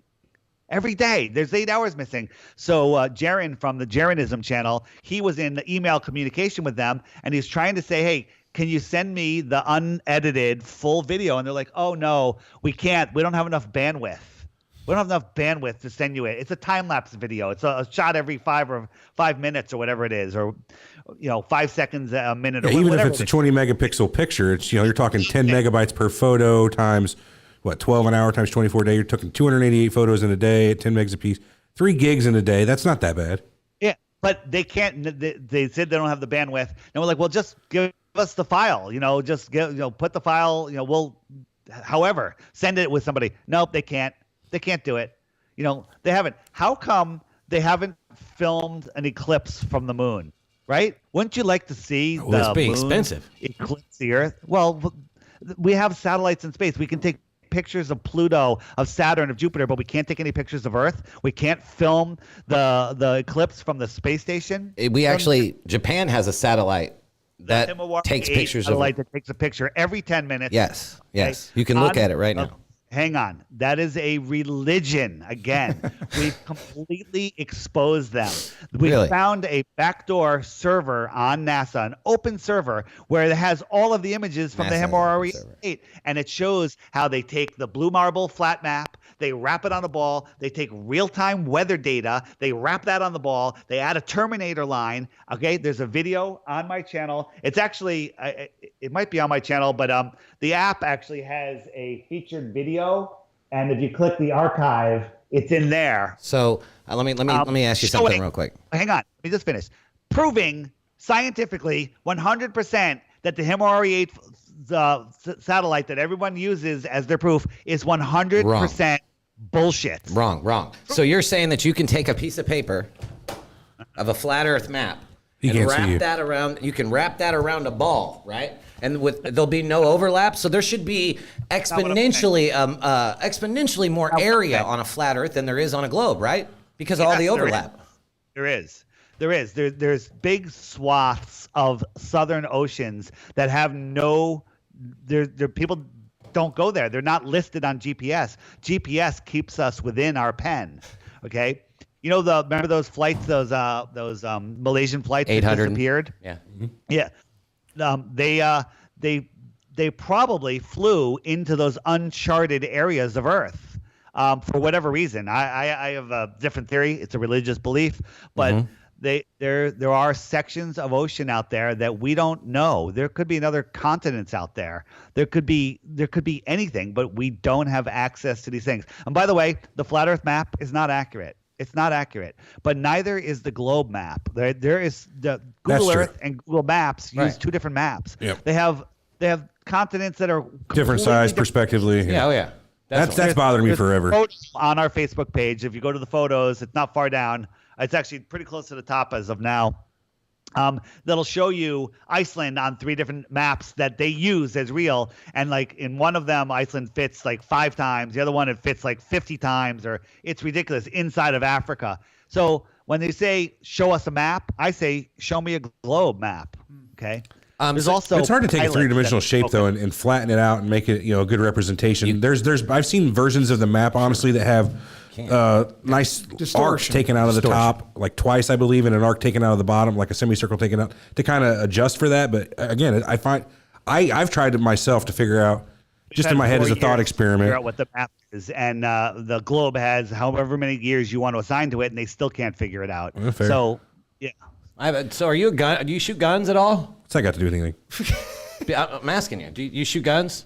Yeah. Okay, cool. So guns are fun. I got a buddy that's a sniper, a Marine sniper, and in order to shoot a 2-mile shot, you have to account for the curve. Again, religious belief. Telling you right now, if you shoot in one spot without accounting for the turn of the Earth, you're not going to get where you need to be. There's That's an adjustment in that has to be made. in the featured video archives of the app. The there's a Coriolis recent effect. video about Coriolis. So let's think about that. The reason that bullets curve is because they're spinning. Okay, the bullet is spinning and it has a curve to it. If From you the had to rifling in the calculate- barrel. Right. Hang on, come on. We have guys in the Navy that were that shoot these giant cannons that go 100 miles. Railguns. Right. By the time the bullet got there, the target has moved 25 miles if the Earth is spinning. But they don't calculate that at all. There's one video out there of some sniper saying that he has to calculate for it. It's nonsense. None of that's true. If that was true, how did Felix Baumgarten, who did the Red Bull jump, he took off from Arizona, he went way up in the air, floated around for a couple of hours while the Earth is spinning, and he landed back in Arizona again? Well, you said it yourself, though. I mean, at the top of the world, it's spinning the whole time. I mean, Well, it would have to take 24 hours then, honestly. If he landed in the same spot. that's what he's saying. He landed like within miles of where he took off from. You don't think he could have, parachuted? He knew where he was at. I don't actually honestly remember looking at the positioning of the Earth under Felix. Everybody's seen the Red Bull jump. It was he's a cool video. 90,000 feet above. How long was he up above there? Because I don't remember him being that up there that long and staying stationary. 3 hours? 2 hours ascending. Don't hold me to that. But we send balloons up ourselves and we get them back in the same state that we took them off from. They're up there for 3 hours. Look at Dwayne Kellum channel or. So if he wasn't in some sort of geosync, more or less, which you got to call that a small orbit if he's jumping back out in the same spot. How come airplanes don't have to worry about Coriolis? How come tennis players don't worry about Coriolis? Who says that the airplanes don't have to worry about? I would say Coriolis on a tennis example is it's too short term to matter. But right, that's true. The math, the Earth should spin right out from underneath that ball. 1,000 miles per hour is pretty darn fast. You have an north-south court. How fast? I forget how many inches per split second it is, but it's out. 1,000 isn't that fast if you're like standing on something that's going 1,000 miles an hour. Helicopters. Why? How can I put my drone up there and film the sunset in the exact same position without adjusting for Coriolis? Okay, it's ridiculous. If a bullet has to account for Coriolis, so does a drone, so does an airplane, so does a balloon. It's a religious belief you have. Well, there's another religious I say a belief drone have. doesn't. My eyes don't have to account for it. Do you know Right. where the fastest winds in the solar system are? What solar system? Well, assuming if you believe the religion. Well, they say that Neptune has 1,100 mile an hour winds. I don't believe it rotates as fast as the Earth. Wait, can you guys? Well, I don't know. I've never been to Neptune. You're right. Oh, I have. No I've one been there. ever into space. You've been in okay? Uranus. Yeah. But I mean, it's interesting. Why would they make up all this stuff, David? That's what I'm wondering. That's my end game. Stop. Well, okay. Jesus, all right. Well, Armand. that'd be the last question then. I got about we'll 4 finish on last that. questions. Yeah. We're running out of time here. What time is it? So I don't know. Who cares? That's It's fine. quarter till. I don't know. Yeah, go ahead. Go ahead. Just think of this. Mm-hmm. This is how they put it in our faces. Google NASA photograph of Pluto. Okay. It was taken a couple years ago. Right. New Horizons. And Yeah. look at it. The Disney character Pluto is on the picture. The This is the official character Pluto. picture. So how about all these probes? Do you discount? I mean, Voyager, all these Pioneer. One of them. Nothing is left. Okay. Maybe they've gone up 70 miles. That's it. Wow. Have you seen that? There's a bunch of amateur rockets that went up and they appear to hit something. Not sure what it is. But I believe my belief, haven't been there, but from the observations I've seen, we live in some sort of enclosed system. Is it a hard glass ceiling? Is it electromagnetic? Is it a liquid? I'm not sure what it is, but we live in a high pressure system. We have air pressure next to the vacuum of space. How come it doesn't suck the air off the Earth? I mean, the prevailing thought is gravity, right? I think they say that. Yeah. But, So gravity, so of course, gravity is the god of the heliocentrist. right. Yes. That's correct. Oh, yeah. you have the ultimate vacuum, the vacuum, a Tor 10 vacuum of space that can't suck the air off, but I can lean over. Well, that's not what a with my vacuum weak- does. with my Vacuum weak- doesn't mean sucks anything. It just means it's nothingness. That's all. It's void of It's a oxygen. void. Anything in nature goes from more pressure to less pressure. That's just the way it works. Well, that's Exactly. If you're in an gravity. airplane, you can't open the door. My lungs that are a weaker vacuum suck water and air up and away from Your gravity. lungs aren't a Just vacuum. You created a vacuum with them. Yeah. Yeah, I mean, create they're not like a. different pressure. So there's a difference in pressure. Yeah, it's in the osmosis sky. is what. Yeah. No, that's different too. You can only have high pressure next to a high pressure contained it with a barrier. There's no two ways about it. Well, that's how wind's created because there is no barrier. Once you create a high pressure, like whenever the sun heats the earth and the air heats up, it expands that air, creates a higher pressure. That's what gives you wind. You've got lower pressure beyond the boundary of the high pressure bubble. Right. What's that? The high pressure will go to the lower pressure. Right.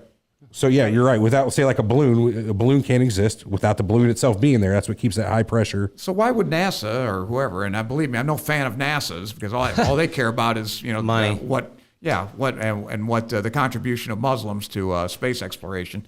But Wow, I was out of left field. well, that's what they want. That's what they're trying. That's where a lot of their money goes. That and global warming, of course. But why would they say Neptune has the fastest winds in the solar system? It's interesting. And Venus is the hottest planet, supposedly. They want to fascinate you with space. They want you believing in space. So it's misdirection, like anything else. It's just misdirection. Why, Disney and NASA are closely tied. NASA has more artists than Disney has. I was looking at those graphic pictures artists. of Pluto, and I didn't see the dog. The official pictures of Pluto I haven't pulled up right here, and I'm not seeing a dog on That's not what there. he was talking about. He said on He said there's New Pluto, the Horizons. Disney It's character. a picture of Pluto. I mean, if you look it up, it comes up. Photo of Official pic of Pluto from a few years ago, exactly like you said. And supposedly all these extra solar planets too, David. That's more, just more fodder for. The first picture that comes up is Pluto. Okay, you see Pluto? Yep, there it is. That's it. Yeah, there is Pluto and Pluto. Oh, wait. By the way, this is a photograph. I can look up in the sky though, and just like This make is a a bear photograph out of of a a cloud. planet that is so far away, but we can see it it's lit up, it's in perfect focus and everything, but we can't get any photos of Earth. And if you say, well, there's photos of Earth, no, there's not. NASA admits that they're all CDI constructs made from strips of data. That's very And true. Because, yeah. So we can get a picture of Pluto. They're all but we color can't get a composites picture of Earth. Okay. If you look at Earth, okay, they're all different. That's the picture. They're all there. different. Yeah. They're all nonsense. They're stepping and repeating clouds. If you look, the clouds are stepped and repeated. This is the blue marble that was on our iPhones. It's still in our textbook today as a real photo, and it's a. I didn't see a repeat there. Yeah, I didn't see a repeat there. You didn't see the repeating? No. If you could please turn that back, I would like to look at that again. Sure thing. Please and thank you. So look, so there's the photo, and if you look in all the boxes, Those those I clouds do got look you. the same. to Yeah, me. that does there. Yeah. Yeah, it looks just the same, really. Yeah, I got that's true. And what's the source of these photos? NASA. NASA, those fuckers. Well, that right there, if that is a truly NASA sourced, it's no doctoring outside of NASA. I mean, that's pretty damning. Well, they do. Yeah, they admit they make those pictures. But it's also They're possible that- renditions that from different artists. Some intern asshole fucked it up. It's I mean, on the NASA website. It's still there. This is Planet New Mexico. Whenever you see a curve, take that curve and cut it out, and then continue the circle. And look, that's New Mexico. Okay, New Mexico doesn't cover that much of the planet. And then this is a balloon at 120,000 feet, and the Earth is flat, and the sun is close and just above the Earth. certainly Here's good the look. other thing is when we send balloons up, all the stars disappear by the time it gets to like 80,000 feet. They all disappear when you think they'd get brighter and brighter. Huh. Dave, I got a kind of a slightly different question here. This is a thought one. That is interesting. If you were about to go stars, about proving flat Earth, what would your experiment look like? Well, I just go with we can see too far. Game over. Earth is flat. Well, I mean, let's do an actual experiment that we can throw money at. So, say somebody was rich. Say I had $1 billion. I believe the flat Earth theory, and I want to fund somebody that can do a whatever version of science you want to call it. We can see too far. The Earth is flat. No, what Period. he's saying is if we can fund an experiment to prove this to everybody, what would that experiment more than be? just looking out a window and saying that we see too far. What more of a definitive way that could easily more than just you could call it. There's a thing. One guy came up with who's a engineer called Force the Line. And basically, you take like these fencing sections that have machined parts that the ends are perfectly straight. And when you put them together, they're exactly 90 degrees touched. Sure. And you plant this fence and you make sure each one is straight to the next. And over the course of several miles, the Earth should start dropping away. But that'll cost it costs a lot of money. Yeah, that'd be a good way to do Another that. That's a great way to check. Yeah. What would it be? Yeah, that we. So tried to he's do basically is saying called- take bricks, more or less take bricks and put them end to end to end. And eventually, if these things are 90 degrees touching like that, The curvature of the the curvature Earth. of the Earth should get further away. Right. If you had enough bricks. So it could take, 100 miles or so before you start to notice not that. even 100 miles. 3 miles. 3 Drop miles. 6 feet in 3 miles. But what about places like Kansas that are abnormally flat? Yeah, they're flat. You can Because see the too Earth, far. while it is spherical by theory, the round Earth theory, it is not perfectly uniformly theory. It's not like a cue ball. It's an oblate sphere. No, supposedly. it's got hills and valleys and Flat mountains spots and round spots. And it's Yeah. wider at the equator than at the poles. Yeah. Due to the spinning of the Earth, they say. Correct. That's what they say. Gives you a slight bulge. Yeah. right. Oblate Well, spheroid. But even how- then, how that's come- more or less the water, kind of like a tide type of thing. that Then has something to do Well, with it. how come there's like the Maldives, which are islands that are only like 3 feet in elevation. right. They have like a 1 foot tide, right? They're on the equator. The water should be bulging all over the place there, but it doesn't. The biggest tides are in the north. Yeah, okay? Bay of Fundy. And that makes a lot of sense. Here's a depiction of the flat Earth. So there we are, and then what's beyond that darkness around the outside, we don't know. The sun and the moon that we see are inside inside the dome that we see. what book is that, David? Hold on, what book is that? Just want to make Not sure. for sale. It's called Not- Hoax. It's called Hoax. It's actually not for sale. I can't find that anywhere. Nope, you can't. It costs too much to make, is what the problem is. Bummer, I was man. thinking of. What about a PDF copy of it? What's that? You ever think about distributing a PDF version of it?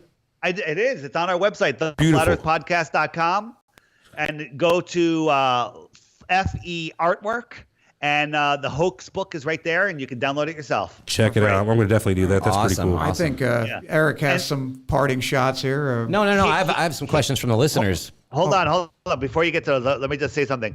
With all of the stuff that we've been doing, NASA is running scared. The elite are running scared, and they are responding to us. They're changing the story. You ever heard of moving the goalposts? Sure. Okay. Of course, They're moving the globe post. Okay. Okay. Right? And they're now saying that the moon is within our atmosphere. Who, NASA say said that? Yes. No, they did not. Yes, they did. Look it up. I'll Moon look it up within right now. Earth's atmosphere. Googling it now. Yeah, NASA. because and they're also saying what else are they saying? Crazy stuff. Well, that's pretty crazy. Yeah. Yeah. If And they so say if that that- was the case, Oh, I get. well, Okay, I get what you're saying. So how they define the Earth's atmosphere has changed, like how the stratosphere is, right. so far So out. it goes out to the moon. Yeah. when we Not that started, the moon's they closer. It's like the heliosphere. They keep extending Correct. how far the heliosphere Correct. goes. Yeah. Yeah. Right. when we started, they said you can't see the curvature from an airplane, but you can see it at 70,000 feet. And then we sent a balloon up to 100,000 feet. They're like, oh, you can't see it at 100,000 feet. And Neil deGrasse Tyson just recently changed it. He said, Felix Baumgarten, who said in his interview, and this was a scripted line, I could see the curvature, right? Because that's what that was about, just brainwashing people. He says, you cannot see the curvature. This is actually him saying that right there. He says, the Earth is flat from that height. You cannot see the curvature. Okay, so they've moved the globe post again. By the way, Red Pill Philosophy is the name of the YouTube channel that has a ton of videos exposing Neil deGrasse Tyson, and that's where you can get this shirt. I'm Very definitely cool shirt. checking that Yeah, I out. wanna check Anything that that out. shits on him. Red, Me too. Red Pill Philosophy. I mean, Okay. I see a lot of third-party articles about that, but I don't see any one source from NASA saying that the moon, our atmosphere stretches to the moon, or the moon is within our what atmosphere. about space.com has one? Yeah, Space.com? they're all over the I place. mean, and, that's and pretty again, reputable. Again, it's nonsense. Well, what is that It's supposed to not- explain by extending the atmosphere out to the moon? He's It's just saying the that they definition of the changed it. atmosphere. Oh. He's saying that they're ever changing things to Yeah. evolve with. And I agree with that. technology. I mean, you got a good point with the dark matter. I've always been when you start telling me we don't know what 95% of the matter in the universe is, you don't know what the hell you're talking about, in my opinion.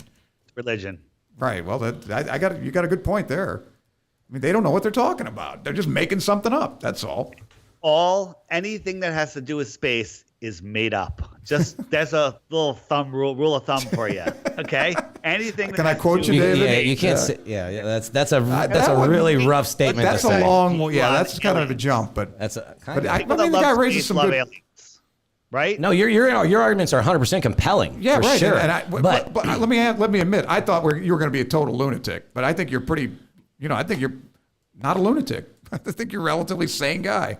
As far as this show goes, Relatively. we're Here's the not. thing. We're lunatics. Misinformed. People say, you want to feel special. You want to think that you know something that other people don't. Well, there's a lot of people that know the Earth is flat. By the way, the in the early 1900s, everybody knew the Earth was flat. They changed the story, started world wars, and redid everything. In the 1850s, the heliocentrism wasn't even a thing. Oh, that's what we didn't talk about is Aristophanes. No, Aristotle, right? Aristophanes was a Aristophanes Greek was guy. before he's right. Aristotle.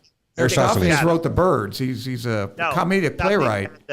Had the stick in Said and another at a well or whatever. It Right. went from sticks and wells to sticks. But basically, at 12 noon, there was no shadow, but there was a shadow on this stick, and he calculated the angle Right. and did it. Well, on a flat Earth, right? Isn't if that you have a close Aristarchus? sun- No, you have a he's close right. sloped sun, right? If the sun's right here above this stick, and I got this other stick over here, no shadow, shadow. Flat Earth, small sun. It works on both. By the way, nothing has fallen in the globe-only basket since this beginning of this discussion. Fair enough. Yeah, I didn't. Gotta tell you something. I didn't like that, Right? man. The globe only basket, or flat basket. I didn't think we basket. should have done it like that. I just have a few good points that I want to make after we do our listener questions to you. What are the listeners saying? Bring Yeah. it. We have a very intelligent audience, David. Yeah, it's Aristophanes. He's correctly on the guy. He was a Greek mathematician, geographer, et cetera, So he's not astronomer. I know the Aristophanes I know is the playwright. It's Eratosthenes. It's Aristophanes. yeah. Oh, okay. Yeah, my no, spell error. like this. I thought shows that the Earth was flat. 1900. We met a woman, one of my podcast hosts, Curious Jay, met a woman from Croatia who he tried to flat smack by, bringing up flat Earth. And she goes, of course the Earth is flat. I've always been taught that my entire life. I was taught that in grade school. People alive today that were taught flat Earth in grade school. Right. So then that, like I said, shouldn't that be known everywhere? I mean, why are they teaching every single cut? I mean, why is this It's so easy to change history. In 10 years, Building 7 will never have existed. Okay, they're changing history. They can. It's so easy. Like my grandfather, nobody knows who he was. It's gone. Like my dad passed away. Nobody knows who he was. That's not even 100 years ago. Okay. Anything over 100 years ago, nobody knows. It's so easy to history? change. It's written by the winner, obviously. Yep. Definitely. All right, let's have some listeners. All right, let's go with those. So Frank Reynolds asks, so I put out, on Twitter and Facebook yesterday, give us some questions for the guys, for the flat Earth guy. So Frank Reynolds says, I just want to know why on a flat Earth is it cold in the winter and hot in the summer? Why is that? Well, because the sun is closer in the summer and farther in the winter. Period. he explained that in his Yeah, Right. it changes right. altitude. Yeah. Here you go. Here's But- another one. This is from Lucas. Wait. Video called Seasons Explained. The cycles, right, on the David? flat Earth. Your cycles. Yep. Okay. This next question comes from Lucas Van Gilder. He said, here's a flat Earth question for you, David. Helium balloons float, right? Right. Yes. Okay. So now I've heard some flat earthers say that this is evidence that there is no gravity, when in reality it is the opposite. Helium balloons float because helium is the lightest gas, thereby making sure that the other gases and elements are pulled more. This makes the helium balloon rise. If there was no gravity, how could this be? Well, it's buoyancy and density. Yeah, it's That's buoyancy. it. The heavier things fall down deeper, and the lighter things float up higher. Okay. He Works did on mention both. that before. He's being consistent. Yeah. Ryan Sykes asks via Twitter, if the Earth was flat, and why haven't we heard of anyone falling over the edge before? And he said, I'll add to that and say, why are there no pictures? And so why are there no pictures? So there are on both channels is a video called what the hell is it called? It's called the dive how to jump off a flat Earth. And the Earth is, just imagine a lake in Kansas. Kansas is flat. Imagine a lake that's 20 miles in circumference, and you have a bunch of islands on that lake. You can circle those islands clockwise, counterclockwise, east and west. you can go for away from the center, and when you get to the shoreline, fall off the lake. You can't fall off the lake. There's land surrounding the lake. Did you know that Antarctica is the highest land on Earth? It's higher than all of the other lands on Earth. You know why? Because the basin that holds the world oceans is the bowl. Antarctica is the outer rim of the bowl that's holding us. What's beyond that rim? More land. So is Antarctica connected to the ground that's underneath the bowl? You know what I mean? Like if the bowl's Antarctica, it's all the ground is connected. Like plate tectonics, how does that work? There's ground that's connected underneath the oceans, right? Where is it moving on a ball? But Antarctica is just the highest land. So get a bunch of clay, punch a hole in it, make some islands and stuff, and then pour water all over the edge, and it's all going to go to the basin. Those are the world oceans surrounded by the ice. I mean, the model works, but could there theoretically then you're saying that theoretically there could be no edge. It could just there's no edge that we have access to. What is maybe the firmament, the dome terminates to the land, and there's nothing beyond that. We don't know. There's reports, of people that explored the deep north and the deep south, that the farther they went, they couldn't tell the difference between the air and the water, and the air became one. What? Right? We don't know. Again, we don't know. See, that seems like to me, David. That seems like something. If you had enough money to fund, you would fund a trip, a ship or whatever. They're off limits. You're not allowed to go. Really? So if there's going to actually be someone to stop you, physically stop you, if you keep going. Yes. Huh. Yes, Okay, there have been people that tried to explore Antarctica, and they were stopped at gunpoint from military ships. Who's military? Turn around. Yeah, I which forget military? the names of them, but You have that on video? And again, it's they don't need people linked elbows all the way around to stop people. They can see giant swaths. They can track. We're being tracked, and we can be seen Through GPS. Yeah. Oh no, not necessarily GPS. They radar. Global position. Yes. No, then how would GPS work then? Because I was under the impression that the GPS, the satellite moves and they triangulate, and that's what tells you where you are. That wouldn't work with a. Well, GPS doesn't tell you anything where you are. Your phone or your GPS device receives a signal from multiple satellites at once, and your device does the triangulation. There's nothing active about it from the satellites. So that's a religious belief when you say that they come from satellites. The problem is when you're tracking airplanes all over the world. What was I going to say? When you're tracking airplanes all over the world, as soon as they get like 200 miles from any land, they disappear off of radar, off of GPS, and it goes into approximated mode. Okay, so and also when they're over like the Amazon jungle where there's no civilization, no place that has electricity, no towers, there's no GPS. GPS doesn't work when you're away from land. It's because it's all tower based. Now, are there satellites? There aren't satellites falling around the Earth in space like we're told, but they're launching thousands and thousands and thousands of satellites on balloons from Antarctica. Just look up balloon satellite launch. But they're not getting anywhere though, right? Because of the firmament. They're not getting anywhere, right? If they're launching those, they're not going nowhere, right? 100, 200,000 feet, and they float around, and they're solar powered satellites. What are they doing? They're bobbing along the top of the firmament, correct? They admit it. There's 100 different programs where they do this, and these things they stay up there for a year or more, and some of them have crashed in some remote places, and they quickly come and scoop them up before people get their hands on them. But there's plenty of videos. Look at balloon satellite crash. Look that up on YouTube. But the notion, but David, let me get this straight. The notion that they're an actual continuous free fall that we think is what a satellite does, that's nonsense. Nonsense. Okay. So this is how 99% of all of the communications are done. They're done on undersea cables, and you'll notice that there's none going across the lower southern latitudes. They go all the way up to the north and down and around. Because and the people that lay those things, they don't know that the Earth is flat. But if they tried to go from Santiago to Australia, they'd run thousands of miles short on cable. They're like, wait a minute, we're not there yet. Okay. Is that questions? Yeah, I do. I actually have more.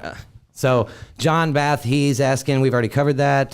John Morit, do you believe that all the other planets are flat too and that the sun is also flat? Let me answer that in 1 second. The guy's name is Jarl Andahoy, I probably butchered that, who tried to go to Antarctica and he was fined and jailed. Do I believe What was the that charge? Do you know? The charge for him? What's that? The charge for that man that was fined and jailed for going to Antarctica? What was he charged with? I don't know. I don't look Who it up. was he charged Breaking by? the Antarctic Treaty. Okay. All right. By the UN, you know. I believe that. So the sun and moon and stars, the moons, they're all very similar. They're not physical bodies in space. They're just lights. So I don't believe in any rocks in space or burning balls of hydrogen. Everything is energetic that's up there. And until we get up there, we don't know. And even if we get up there, I'm not sure we can know. I'm not even sure we're capable of knowing. But think about that. We filmed stars from the ground with high-resolution cameras. The balloons go up, and all the stars disappear as it gets above all the clouds and everything. All the stars That's something we can test ourselves, though, with a GoPro, right? In a decent, consumer level. Yeah, Consumer all the level stars balloon. disappear. Go look. There's tons of videos up there. You don't need to do it. It's already been done 100 times over. Wasn't that Yeah, one of but the if we don't arguments do it against ourselves, it's our lead? religion, though, right? Right, that's what I'm saying. No, that's not true because if you look, you can discern. Okay, this is there's hundreds and hundreds and hundreds of videos that are unedited showing you what happens. You could do it yourself. I agree. Do it yourself. Okay, Thomas Gasser, and I think we probably already covered this, but he asked, why are there different constellations in the southern hemisphere than in the northern hemisphere? If the Earth is flat and covered in a dome, then all constellations should be observable from any vantage point on Earth. Now that's not a religion. That is a pre-programmed indoctrination that stops you from actually thinking. Okay. So that we're gonna do a little mind experiment. It's gonna take a minute. It's gonna be great. And All right, you're I gonna love it. fully Let's do it. understand. Okay, you're in a room, a big empty room, and you got a 15-foot high ceilings, and you have recessed lighting in the ceiling. Okay, what's going on? Same one. Recessed lighting in the ceiling, random star patterns in the ceiling. Okay. Right. Now we're going to expand that room. We're going to make it a mile wide. Same height ceiling. And you've got all the different you have different constellations all over the ceiling. Well, Everett, you're on one side of the room, and I'm on the other side of the room. So it's basically the distance. We're wrong about the distance to the stars. If they were closer, then it makes obvious sense that they would appear different in a different place on the flat Earth. And the reason that Polaris disappears at the equator is because the math, the way it's set up is due to perspective, it disappears into the horizon when you're about at the equator. However, under certain conditions, I haven't seen it myself, but there's reports of observatories as far as 30 degrees south being able to see Polaris, and they would be seeing through a huge mountain of Earth if heliocentrism was real. I was going to say, if you were on the equator and supposedly it disappears because of perspective, could you not take a helicopter up any number of feet and then reacquire it? Yeah, sure you can. You go up, you can reacquire it. So here's something that stars. Wouldn't that prove curvature? The Orion, which is an equatorial constellation, right? It is a proof that the Earth does not spin. Can you guys hear me? Okay. Yep. Yeah.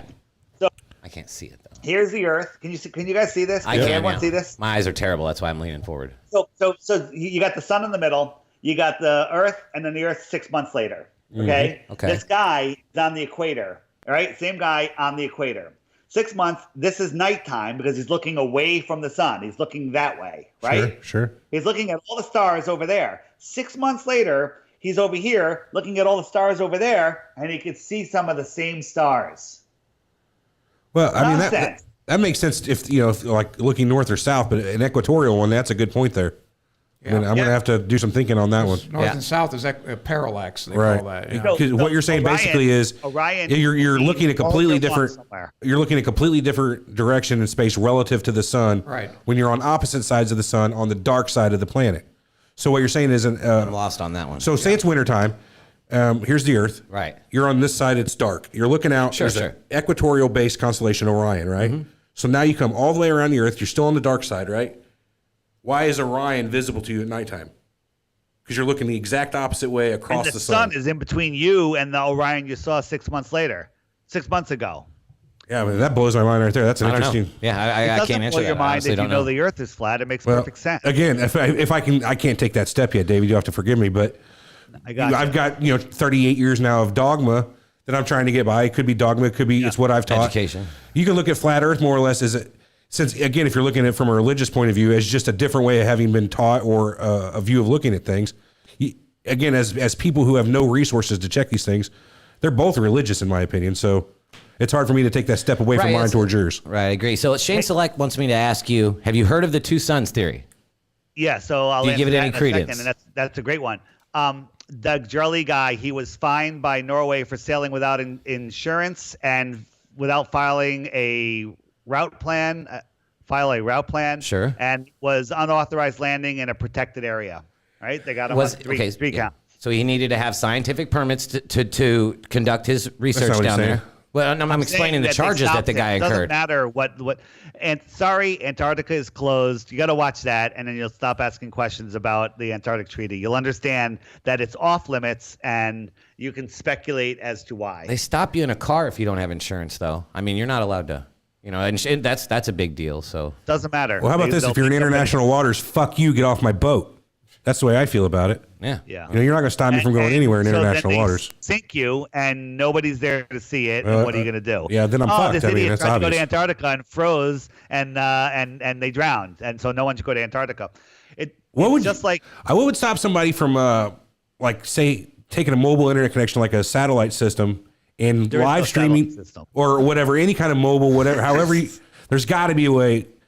There's a balloon system that can get internet out into the remote parts of the ocean. So What's to stop somebody from live streaming their entire trip? Let me correct myself. There are some of those balloons are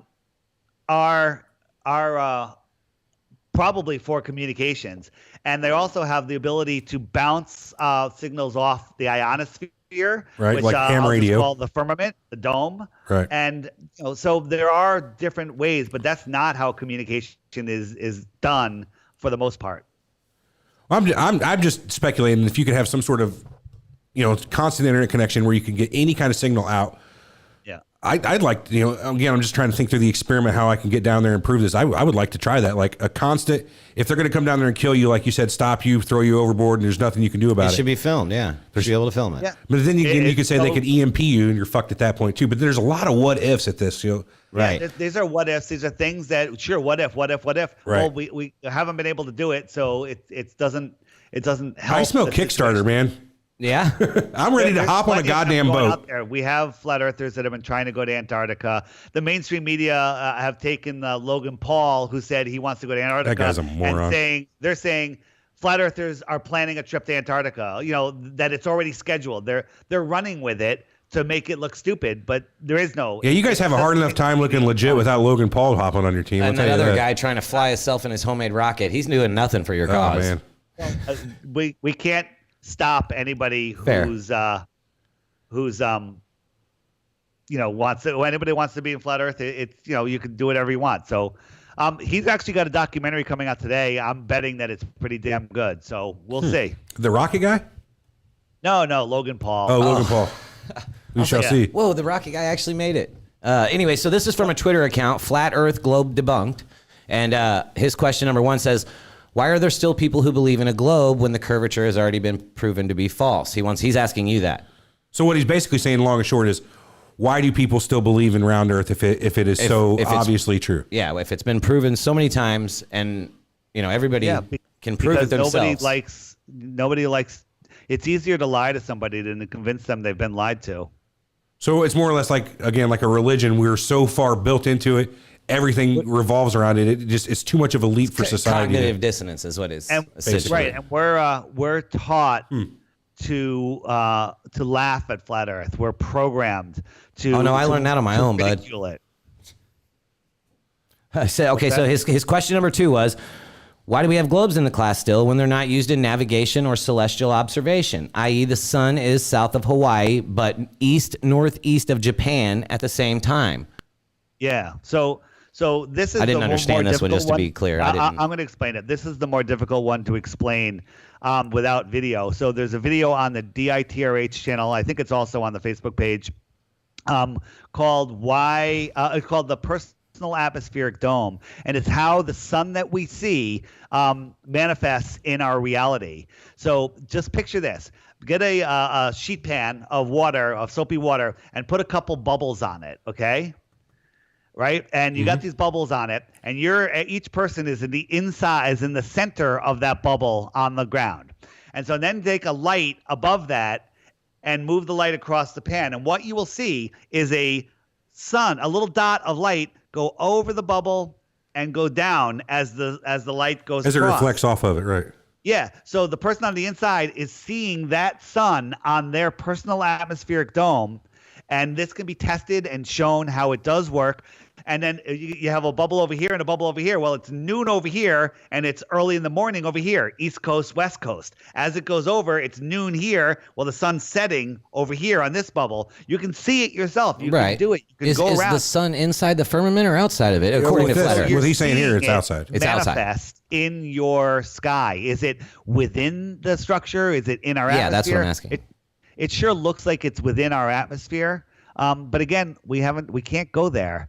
But again, that's how everybody on the equinox, no matter how far south or north they are, see the sun set to the west and rise to the east. Exactly, because you're seeing it in your personal atmospheric dome. It works perfectly. Just check out the PAD, Personal Atmospheric Dome. I have a playlist, DITRH YouTube channel, Personal Atmospheric Dome playlist, and you'll start to understand. Okay, right on. So are we ready for our conclusions, guys? Are you convinced? No, I'm not. Well, see, no, I'm not. I can't be convinced of flat Earth. Like he said, I'm admitting it. I'm too far deep into the religion of round Earth. I can't under one conversation. You said I cannot be convinced of flat Earth. At this point, I cannot.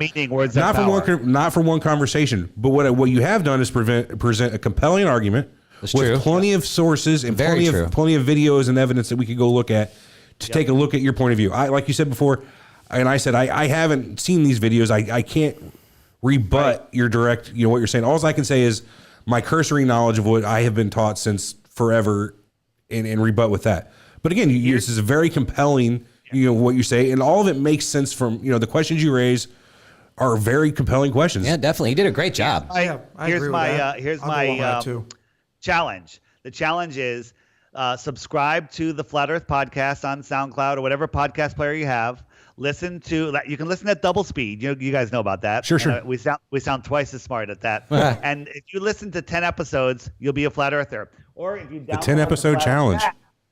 If you download the Flat Earth app, you have the suggested video every day. There's a new suggested video, and you can go to the video archives. If you start watching those for 2 weeks, you will be down the Flat Earth rabbit hole. For the people that listen to the podcast, I suggest you go to the YouTube video because the app really looks cool. I suggest buying the app. Yeah, if you get a second, David, I don't know if you're on Facebook or not. You probably are. Try to find our group. It's facebook.com/Surreal Talk group. Or groups/Surreal Talk group. Just send me a link in Skype. I'll do it. Perfect. I'll do that. I was going to say, post as many links as you want there onto this stuff because 100%. I don't want anybody, that's part of our thing is I don't want to hide any kind of evidence, or maybe not evidence, but part of the argument. You know what I mean? Yeah, definitely. Evidence is a strong word for a lot of stuff, but what is the main reason, the one thing that makes you believe the Earth is a ball? The one thing I would say is many different things, but what's one thing that makes day to night makes me think, the thought that the sun is the center of the solar system, we revolve around the sun, is what's create day and night. Right. And the photos I've seen of the rest of the solar system, which I'm taking, granted, I am taking at NASA's at face value that NASA shows me. Right. All this evidence. So we have a video called Day and Night Explained. It's from the YouTube channel Dan Dimensions, who sends up these balloons, and basically he's showing how the electric sun, the plasma field that we call the sun, is exciting the gases in the air. Nitrogen, which is the majority of the atmosphere up there, excites blue, and it lights up the sky. Day and night are just excited plasma fields, and he shows nighttime right next to daytime in a video. Like whenever you see two rivers collide each other and you have two different colors of water, he's basically showing Day and night, day and right night next that to way. each other. Why? I just wonder why we would never see that as the sun sets. We always see a We do, gradient. by the way, when I've been on out on the water on a boat, and I'm heading home, and it's daylight in front of me, and it's nighttime behind me. I've seen it. Is the two sun theory though? What was that again? So if you're in so getting back to this is a little more difficult, and we don't know what the real sun is, but if you're looking at the sun through your personal atmospheric dome, under certain conditions, you might be able to see through the dome and see the source of that sun, and it'll look like two suns. That was the And bubble with all of analogy the you gave, right? chemtrails and chemicals they're throwing up in the sky, the sun is manifesting in weird positions, and sometimes you see it in two positions. Well, again, we don't know, but the sun is not a burning ball of hydrogen that's been burning for billions of years. You get a ton of hydrogen together and you light it on fire, it's going to explode. It's not going to burn for a billion years steadily, and perfect Goldilocks zone. It's all nonsense. But the sun being an electromagnetic plasma energy source, that makes sense. Here, let me show you something. If you put a grow light next to a plant, it'll grow. The plant will grow, correct? Correct. You're hitting it hard here. Now put a fire next to a plant. The plant will shrivel up and die. Heat, right? That's because it evaporates the water out of the plant. Right. So the sun is sending electricity, growing these plants. Electricity. Versus, it's not. It's an electric sun. The sun sends electricity, so solar panels can collect that electricity. The whole photon thing is nonsense. So chlorophyll, electrons, and all that. No. Chlorophyll, more like Chlorophyll borophyll? is a real thing, and it's converting energy, and it's saying it's without that electrical we're all energy. dead. And by the way, not thermal. there's too much carbon dioxide. Well, the plants should be really loving that, and they'll produce more oxygen. It's all. So That's what's happening. So I can tell you've fucked these two guys up today because they have very analytical minds. They're really smart. But what I know is people. Okay, and what I'm saying is for this entire thing to be true. So you're right. I don't know that the Earth is round per se, but you're only right in a context where the testimonies of hundreds of thousands of pilots hundreds of thousands of pilots, captains of boats, scientists. NASA employees, government employees, people that do that. You're only right in the context where I have to disregard centuries and even millennia of evidence that this is the way it is. So you're right. I don't know that the Earth is round, but it's only if we disregard the testimonies of every person that's ever flew a plane, every person that's ever sailed a ship, every person that's. Why is that false? False, because it's like saying teachers they'd all have to be in on it. No, teachers are the ones that can memorize the Rockefeller-funded books and regurgitate them perfectly. Then they become the teachers that teach the next generation. Pilots are starting to figure it out. There's many of them, thousands of them. No, some of them are speaking out. Lots of them will not speak out because guess what? You speak out, you lose your job. You're grounded. Your family's going to starve and your kids are going to die. No, you just get another job. I did that. Well, no, it's not that. It's not that easy. These guys are lifetime peasy. pilots. So on our Facebook page and in the app is a video called "Pilots Speak Out." Okay, and it's where pilots are getting other pilots. They're going, the Earth is flat, and the guy's like, "What do you mean?" And these pilots, they brought globes in the cockpit with them, and they were tracking their flights, and they did it, and it took them a year to reconcile. They're like, "Holy crap, it's flat and it does not spin."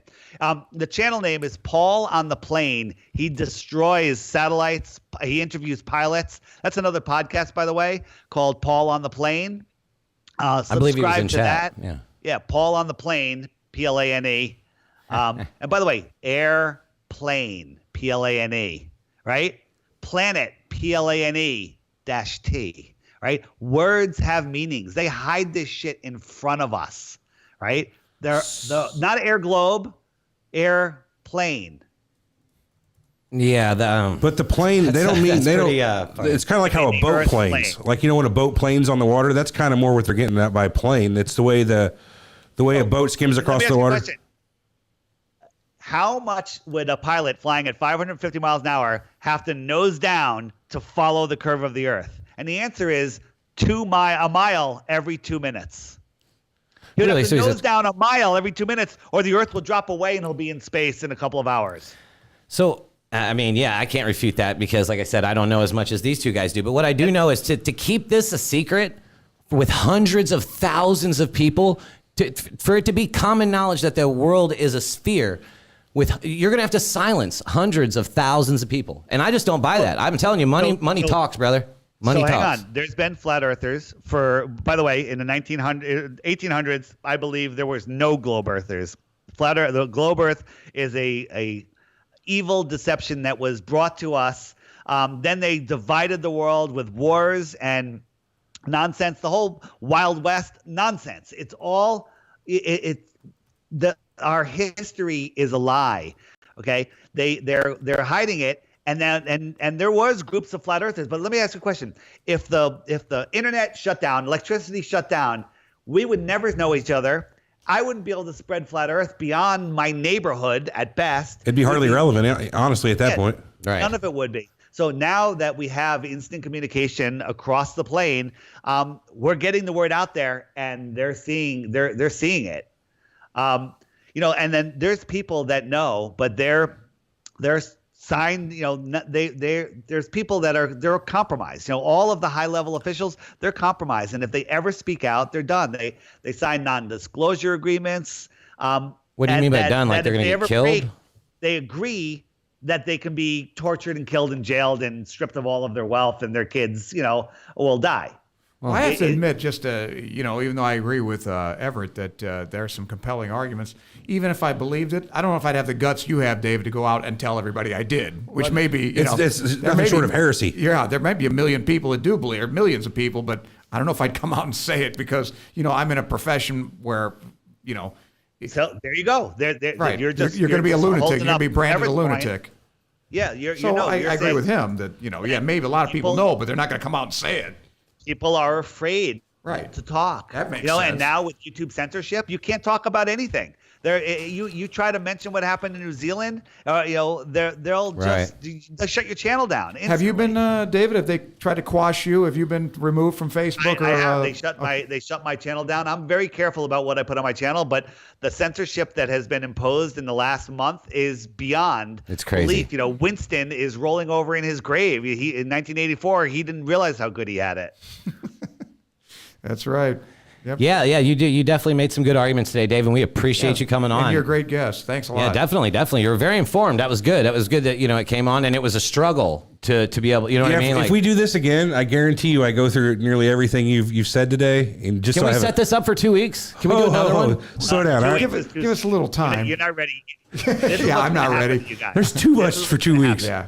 Give us some You're time. Gonna dig in. You're gonna dig in for a little while. You're gonna go, holy crap. No, I promise you, I will check out your site. Hold on. Listen. Yeah. Then you're gonna start telling other people in your life about it, and they're gonna shut you down. And you're gonna drop it for a little while, but it's gonna eat you from the inside out, because guess what? You have been officially red pilled. You took the red pill. You're done. There's no going back in the matrix. I'm going to withhold my opinion until I join the Flat Earth dating site. If there's a bunch of ugly gals on there, I'm sorry, David. You're full of it. You're full of it. Armand can be They're gone. beautiful. I believe it. I believe it. Great. That's great. That's good stuff. Here's my prediction. At least 2 of you will be at the Flat Earth Convention in Dallas in November. There's a Flat Earth Convention in Dallas. That might be fun. In November. And it'll blow you away. It's going to be a huge one this year, I'm predicting. Oh, sounds like fun. Yeah. You may be right on that one. I don't know. I don't know that I'll be going to Dallas for any I'm going to convention. Dallas at the end of May. But Are you going to May? Let's take a road trip. Why not? Fuck it. I mean, if the 3 of us would go, I'd go with you Oh, yeah, guys. hell yeah, we could do a show there. That would be great. Go. Okay. Meet Dave down there. When'd you say Have this a drink, was? right? November. It's November. FE 2019.com, I believe, is the website. There'll be links on our Facebook page, the flatearthpodcast.com, on our website. Don't forget the Flat Earth artwork that you guys want for the hoax book. It's on the FE artwork. Yeah, when he was showing the hoax book podcast. on his cam here, there was illustrations and pictures in there I did not see on simple Google searches for images and stuff like that. So They're hiding the truth. They do not want this to get out. Again, if anything, even if I can never be converted over to Flat Earth, I want to see these pictures. I want to see this evidence. Yeah, me too. Who doesn't want to read something that could change your whole view? I'm 99% sure this will not compel me to go to your side. But there's a 1% chance. You never fucking know. Oh, I can definitely be. I'm not going to sit there and say I know for a fact because I don't. I've never been in a spaceship. You know Wasn't, nothing. it wasn't at a carnival. It cost me 8 tickets. Easy. He already calls me dumb all the time. Jesus Christ. You see what I got to put up with You now? know less than nothing now. Right. Now I'm just Even what you do know is wrong. So, listen, here's what you got to do, and this is me shamelessly plugging this, but the only reason I'm doing it is Plug away. because it will turn you into a flat earther. Get the app. We'll get Every the app. day. I put short videos You're muting mostly it right during now. the weekday. Okay, I do short videos during the week and longer videos on the weekend because people have time issues. And if you just watch it, get up in the morning, watch the video and say, oh, okay, and it'll give you something to think about for the day. And you're going. It's called the Flat Earth Sun and Moon Clock. Moon and Zodiac Yeah. Clock app. There's a bunch of other crappy apps out there that do nothing. Just bought it. It does look legit. It really does. The just app bought looks- it. Would that work on iPhone or the iOS and Android? Verification required. Yep, iOS and Android. Okay, good deal. Google phones for people that have those. Will it work on those? Absolutely. That's Android. If you go, it's all in the Google Play Store. So if you can Good go to the deal. Google Play Store, you're good to go. Okay, and then make sure you put a nice background in there. Go into settings, adjust the background. I'm going to put a You'll rainbow. love it. All right. Hang with me here. I'm downloading this app right now. I paid my $2, $3. It's $2.99. Yeah, my $3. No, but it does look legit as hell. Did you make that? Do you do the computer stuff for that or what? Now, you said earlier you spent several $1,000s getting a team to Oh, do that's it. right. That's right. I'm sorry. Yeah. Because it looks very nice. I don't want to sell you short, but goddamn, if you made this yourself, you the man. Because this is cool. Definitely not the man. But it's in multiple languages. I got it in about 10 different languages. But scroll through the settings, scroll and choose a background. Put in a countdown to the Flat Earth convention or whatever your next important date is. I have a question for you. Is there anything that could be done, provided evidence to you, or if evidence was provided to refute your main theory that could bring you back to the globe? Is that a possibility? Show me curvature. Show me the Okay. Earth from space. What if we were to Show put you me, on a Soyuz capsule? Motion.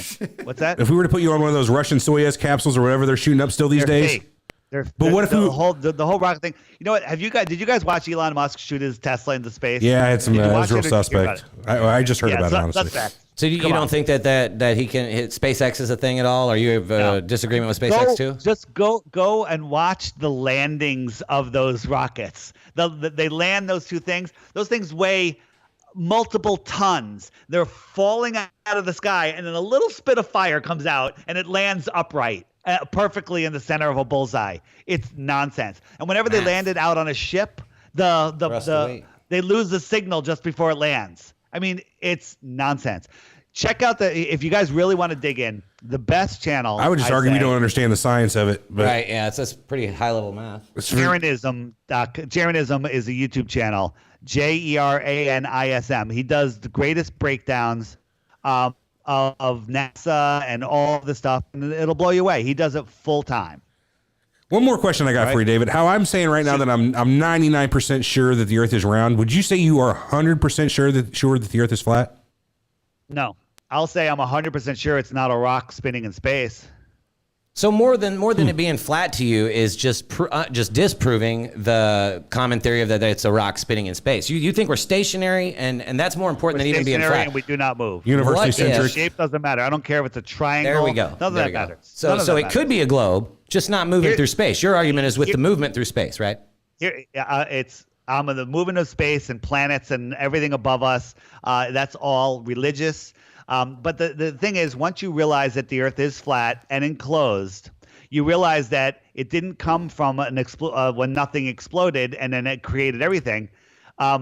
So then you have to conclude that it was God. created. I'm not going to say God. I'm saying it was created. Okay, so there's a creator. All right, that's it. I'm stopping there. You can take that wherever you want.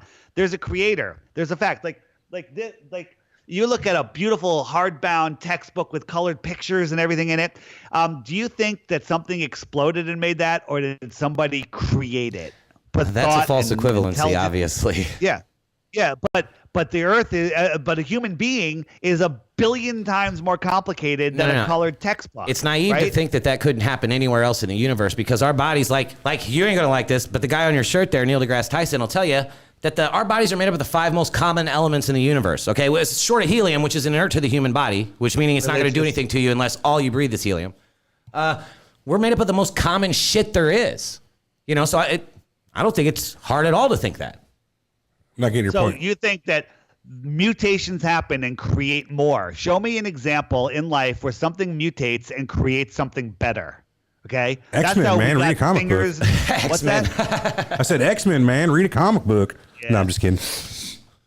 No, that's a good point. I don't know the last time I've seen on a single, generational level a mutation causing anything worthwhile.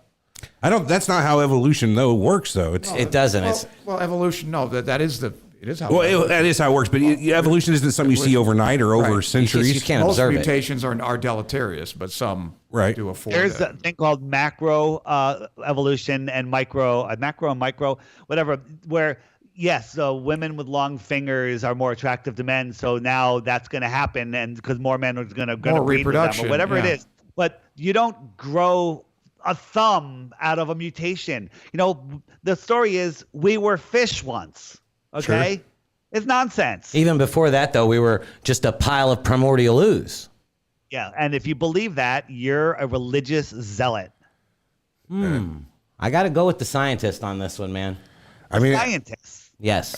Wait, by the way, every single missing link fossil that they've had in museums for years and years, and they still teach, have been proven to be frauds. Every single one of them. I was not aware of that. Were you Australopithecus fraud or that Lucy? doesn't necessarily mean Fraud. there's They're proven, admitted frauds. Yeah, right? but it doesn't necessarily mean that there's no. It doesn't necessarily have to be a missing link. That there was a half ape, half man, etc. That's not what came up with evolution. No, Right. evolution is not that. We share a common ancestor. Right, we right. share, we're cousins with these people that share a common ancestor of, of a monkey. That's evolution is not the missing link. We went from here to here to here to here to here. No, it's more like this guy split off into two ways. Here you got, this orangutan, chimpanzee, then this split off into two ways, and we have a common ancestor with monkeys. We weren't monkeys, never have been. So it's mitochondrial Eve is what you're talking about. It's guys. religiously one of those. I forget the name of it. One of the mitochondrious man or whatever. That's Mitochondrial Eve, right? Whatever. They found a tooth, and they created an entire different race of subhuman out of it, and then they taught that for 40 years or 50 years or whatever it was, and then they found out it was a tooth from a pig. Science is a bitch sometimes, for sure. They don't correct themselves. That's a big problem with science themselves. Is people get too embarrassed or have retired since that point, Right. And don't care or have died. I mean, that's science for you. Shit doesn't happen overnight. People don't make giant leaps overnight. Right. Science and scientism, right? We're Scientism, taught I like that word. scientism. It's nonsense. I like that word. nonsense, guys. I like that. Utter nonsense. And if you keep saying, "I can't believe," "I don't want to," "I won't be," you're convincing yourself that because you Admit are it. what you think. I admit right now that I've bought into what I've been taught my entire life. Can't help it. Same thing with anybody else. But what I do think is that experiment wise, I think it would be much easier if I had unlimited funds to prove round Earth than it would be flat Earth. I just looked up the Falcon But again, rocket. on that same vein, it should be much easier to disprove How round much Earth. money does NASA get every single day? Way more than I'll ever have in my life. Way more. How much? I don't know. What's their 17 billion last year or something Is like that their that? budget? Something like that. 58. I think it's 56 or 58 million dollars every single day. They get a penny on the dollar, I believe, of tax And dollars. what have they done? They've done nothing. Not much. You know what? What would be really cool is put Velcro, a camera Tang. on the moon. Since Cochlear the same side of earplants. the moon is rotating in tons of lockstep shit with the Earth, and film the Earth in real time, and then you can put sponsors on it. They can fund it. It'll be the biggest YouTube stream ever, right? But they can't do that because you can't land on a light that's right in our sky. Tonight, everybody, big moon, watch it light up the clouds and ask yourself how come it's only lighting up the ones right next to it and it's not lighting them all up. Yeah, Well, technically, it's the same way if you held a sheet over a lamp. You know what I mean? The cloud being the sheet. That light's not going to shine through to the. that's not what he's talking about, though. What he's saying is, say you have cloud cover that's, say, 50% cloud cover. Just imagine a checkerboard pattern of Yeah, clouds. 100%. What he's saying is the moon shining through. Why are they only the ones right above me am I noticing glowing? But those other clouds that you can't notice glowing are glowing for somebody 5 miles from you away because they are what is between the moon and them. No, because they're seeing the moon in a different spot. We all see the moon, and it manifests. Here's another thing. Ready? Try this. This is going to blow your mind. Blow my And by mind the way, off. this does not prove ball Earth or flat Earth. It proves that what we're seeing in the sky is no proof of anything. Watch the moon. Find the moon when it rises, and it'll be gigantic on the horizon. So, They say that's so an the optical moon, illusion, the moon right? for me is the moon's actually getting ready to rise. I can see it because right when it comes around the halfway mark, it's going to rise. So when you see the giant moon, right, turn around, bend over, and look at the moon through your legs, and it'll be tiny. Wait, what? Okay, Yeah. so look up at the moon and it's large to the eye. There it is. If you turn around, bend over, look through your legs. If you don't fall over, Yeah. and look through your legs, and the moon will be tiny. That just looks. All I can see is my ass. Yeah. Eric just did that in studio. We'll, Yeah, but don't fall over, and you won't fall because you're not spinning. But Objection. the moon will look speculation. tiny. That's because we're not seeing physical things. It's all perception. And when you flip yourself around like that, your brain doesn't know what to do, and it shows you a smaller moon. Just like when you look at the moon and you look at it through your camera, it's tiny. It gets tiny again. fair. Yeah. Again, that's depends on what your aperture of your lens are and your blah blah But blah the blah blah blah. aperture of your eyes that also see The curvature of your lens and yeah. It's a whole thing. All right, listen. We can go on forever. I was just getting ready to say the same thing. We've been going 2.5 hours now. This has been fucking great. Thank it you for has. coming on, David. You open to another interview though in a month or two? That was Yeah, for sure. Reach out and Awesome. Thank you. But here's the thing. I'm going to quiz you guys on making sure you watched every video every day. By the way, you get up in Taking the morning. notes. You want to know what to wear. You got to check the weather. Well, the weather's on the app, right? The weather's right there. So use that for your morning weather. on it. Normally, I just ask Siri what the weather is for the day, but I'll just start opening that app. And then there it is. And then you click the video and it comes up. The Flat Earth, Sun, Moon, and Zodiac Clock app. All right. Okay? For whatever reason, that did not download for me. I put my info in, and it just went back to showing the thing. But I'm going to get That's that because shit. you're a ball earther. It knows. It's trying to stop me. I don't want to throw out a conspiracy here. E-Plata customer Oh, service. here it goes again. Thank you, Tony, for ePlot, our sponsor for the day, apparently. No shit. Your call Sorry, David, we're getting our commercial quality again. assurance purposes. Good Lord. Yeah, they've got to figure that out. That's the commercial interjections, isn't it? They don't got to figure. This is my laptop. This is my fault somehow that this keeps Talk playing. with an Wow. English-speaking I remember E-Plata recording this for customer Tony a support year agent. ago. Hi, Mike. Press 1. What are you doing over there? To talk with a Yeah. Spanish-speaking Sorry, E-Plata Dave, this is so customer embarrassing. support agent. Literally breaking this laptop over my leg after this is over for there. But I just want to say, dude, you did really great. You did excellent. It's obviously it's not your first time that we knew that coming in. Yeah, so I mean, I appreciate you coming in, or well, not coming in because you're not here. I But, had hoped you would have been much more crazy.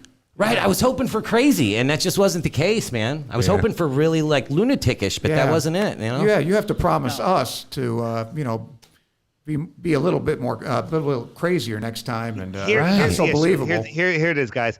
I was you. I did Deep Inside the Rabbit Hole podcast. I refused to look at Flat Earth. I said, there's no way I'm going to be a flat earther. And I wouldn't watch a 1-minute video. And then another prominent researcher I was talking to about, it's amazing all this deception that's going on. And she goes, oh, David, it's worse. She goes, I think the earth is flat. And I'm like, are you friggin' kidding me? I just finished banning a Perfect dozen reaction. people from our Facebook for being so stupid. And she's like, here, watch this. And I believe the video was Mark Sargent's Flat Earth Clues, little short videos, and he was making them at the time. And I think there's 13 clues now. You watch them, you can't answer them. Okay? Go to my Facebook page, theflatearthpodcast.com. Near the top, probably a couple rows down, you got Stranger's Guide to Flat Earth, 21 questions. And Marty leads the Flat Earth, the Ultimate Litmus Test. Watch those. Turn off the TV for a month, okay? And just watch Flat Earth videos. Here's the other problem. YouTube has changed the algorithms. You used to search Flat Earth, and bam, all the stuff would come up. Now, all of the hit pieces come up. Discovery Channel debunks Flat Earth. Right. Well, we debunk the crap out of them. One thing, a lot of you guys are going to go look, and you're going to come across the Discovery of the Flat Earth. They have this thing where they go out on a boat, and they have a striped flag, red, yellow, red, white, red, white, red, white. And as they go out, the bottom stripes start disappearing. And they're like, oh, they're disappearing due to curvature, right? But meanwhile, you can see the water beyond the boat. Okay? Man, How can I you was see the water literally beyond just like the you boat 2 years ago. if it's dropping behind curvature? That's the horizon. It's Cyclical. Yeah, it's when you see something debunking flat Earth, look for the opposite. But the problem is YouTube will not serve it to you. That's a YouTube whole other says ball of they're worms right now with hiding YouTube. Flat They're- Earth information Censorship's and bad. 9/11 information. They're hiding all So- sorts of shit. It's ridiculous. We pulled our Sandy Hook video off of YouTube strictly because we didn't want Yeah. that. Oh no, that, your channel would be gone. Right. By the way, if you want to find all of the videos that have been deleted off YouTube, stoplookthink.com is a website that has all of that stuff. And soon it's going to have a little feature about a little island south or west or whatever direction of Australia. I don't even want to say the name of it, but something happened there recently, New Zealand? and I'll it'll say be it. completely exposed. What happened there? All right. Far out. Good Definitely. to hear. Thanks again. All right, man, we're we gonna have to- appreciate We're you, going to though. go ahead and end the show. David, thanks for dropping by. Again, I sent you the link to our group if you get a chance. Drop whatever kind of links and stuff you want on there Yeah, for you our can put your listeners to see. shows, your videos in our group if you want to. That's completely fine. We have no I'm problem not with going to go crazy. I just, the flatearthpodcast.com. It's the video page there. That's where, you can find all the information there. You search it on YouTube, you're not going to find it. Cool. Well, I'd like to describe you now as a friend of the show, man. Thanks again for coming on. If you ever need anything from us, let us know. Yeah, you guys And are great. We'd love to have you I back knew it on would be a again good as soon as discussion. possible. Thanks, Dave. Yep. All right. Thanks again, guys. Dave. See ya. See you later. Okay, how do you work this? Perfect. Yeah, it was pretty That good, was man. great. It was a really good show. That was a good time. We're still live. By the way, we're still live with the show. We're still So, what, recording you our guys months. have final thoughts on all this, or what's going on here? Again, he was well spoken, way more than I thought he Definitely, would but be. yeah, it was good. He had his shit together way more than we did. It's hard because the burden of proof is on him, not on us, honestly. Right. So So you didn't do any research because you thought I did plenty of research, but again, like I said before during the show, there's so many different flat Earth theories. It's a smattering of it. You know what I mean? His version of flat Earth could be different from Steve Flat Earther down the road. Right. I just appreciated the way he talked about it with knowledge. He was able to come up with videos instantly telling us which to check out. Definitely. Well, he's obviously heard just about every argument we've I mean, made. at the end of the Yeah, it's day, not his first I'm not rodeo. accusing him, but he could have found out that flat Earth could be the secret to fucking instant success in podcasting and YouTube. I don't fault him for that, but he seemed to believe what he's talking about. Yeah, definitely. So I don't know. He does have a point that religion may be the wrong word that he uses, but more indoctrination. We've all been taught this. And I of think course, we accept religion. it I think is a because it's been perfect taught. word. We did an episode on this show called the Religion of Science. The religion of science. It's taking the word for things that are in books written by people we never met, just like the Bible, and the same thing we give Christians and Jews and anybody else shit for all the day long. We do the exact same thing and laugh about when somebody else does it. I don't know. So I get exactly where he's coming from there. If you haven't done it yourself, it's hard to say that what you believe in is not like a religious belief. Well, I mean, as far as gravity goes, theoretically, it's you take a bowling ball and drop it, it's not going to go up; it's going to go down. Right. We But attribute that to a you could say force that we our call beliefs gravity. are way easier testable and reproducible than what he's saying. Yeah. You know what I mean? There's been thousands and thousands of experiments that we've been able to pretty much see happen and get our. That's what I said. reason. I could tell he shook both you guys because, like I said, you guys are analytical minds. You're smart, so you're really thinking into this. You know what I'm thinking? I know people, and I'm telling you right now, if somebody offered one of these pilots or somebody that's keeping this shit hush hush, $2 million and a way out, they're fucking telling all, dude. I can't But at the believe same time, if that the guy had millions no- of people are keeping it under wraps. And then again, same time with that pilot, if he had no knowledge and somebody offers him $2 million, he's saying whatever somebody oh yeah, wants him no, to totally, say. I would too. Yeah. So I mean, I wouldn't say I'm shook. All I'm saying is I had a good conversation with a guy who obviously believed what he says and what he's talking about. I will waste a little bit more time watching these videos. Again, I'm 99%. I didn't put it as eloquently as he did 2 years ago, did I? You were kind of an asshole to him, to be honest. Today. Right. Well, Well, what's the deal with I that? mean, But you're I think never an that's asshole to good. me, so that's all good. That has nothing to do with it. He's a guest on our show. We're hosts together Right. and brothers. I have that right. Yeah. I mean, Oh, do you? we brought this guy on as a guest, and you're pretty standoff with him. I'm just saying that's No, a I'm little just rude. I am holding him accountable for what he said. It's I'm not sure he's- standoffish. There's plenty of ways to hold somebody accountable without being dickish. But I'm No. sure he's used to that. I mean, I'm sure he that's is probably too. Pretty mild. But he doesn't have to come from us. We're better than that. Yes. Is my thought. We're We're better above than that. that. I did not call him any names or anything. Well, no, but I'm sure you were just on the other side going fucking dumbass. I think you better. I don't think so. Play the Play the what? The message we got. Oh no, I'm gonna yeah. save that for next time. Okay, all right. We got a voicemail It's that's 4:50. We got to cut the show. We've been on the air for fucking nearly 3 hours. This is the longest show we've ever did by a margin. Probably 20% well, we've longer. done a bunch of 2, 3, 4 parters that are longer. In one rip, this is the longest show we've ever done. Well, how long are we on? We've been on Almost 3 hours. almost 3 hours. Oh, nice. We're live Good right deal. around 2. It's 4:50 right now. Okay. So I guess right, let's Rick. kill it. Thanks everybody for showing up today, hanging out with us for so long. Thanks, David, for bringing around your crew. He had fucking 60 people that he brought along with him. Triple. Yeah. So again, thank you for everybody coming with David. Of you, we appreciate having you here. Armand, thanks again as always. Armand's out, and he's a fuck you guys. Check out all the links that David talked about today. Make sure you check out his podcast. Check out all the other Lineup Media. Deep Inside the Rabbit Hole, his YouTube channel, and then the Flat Earth podcast, his podcast. So yeah, right, check out lineupmedia.fm for all the other podcasts on our network. Check out yoradio.com. Download that app to check out the Rabbit Hole Radio, which is the station I've been working on. You've heard me talk about 100 times. And as always, download Surreal Talk. And, subscribe. No, we don't say that. Comment, shit. like, and subscribe. Yeah. Don't we do that? No, we're way above that. Anyway. We don't do that shit. All right, guys. Again, thanks for coming out. We'll catch you all next week. And peace, I guess. Later. Good show, man. How do I stop this here? I'll see y'all later. I can't stop it.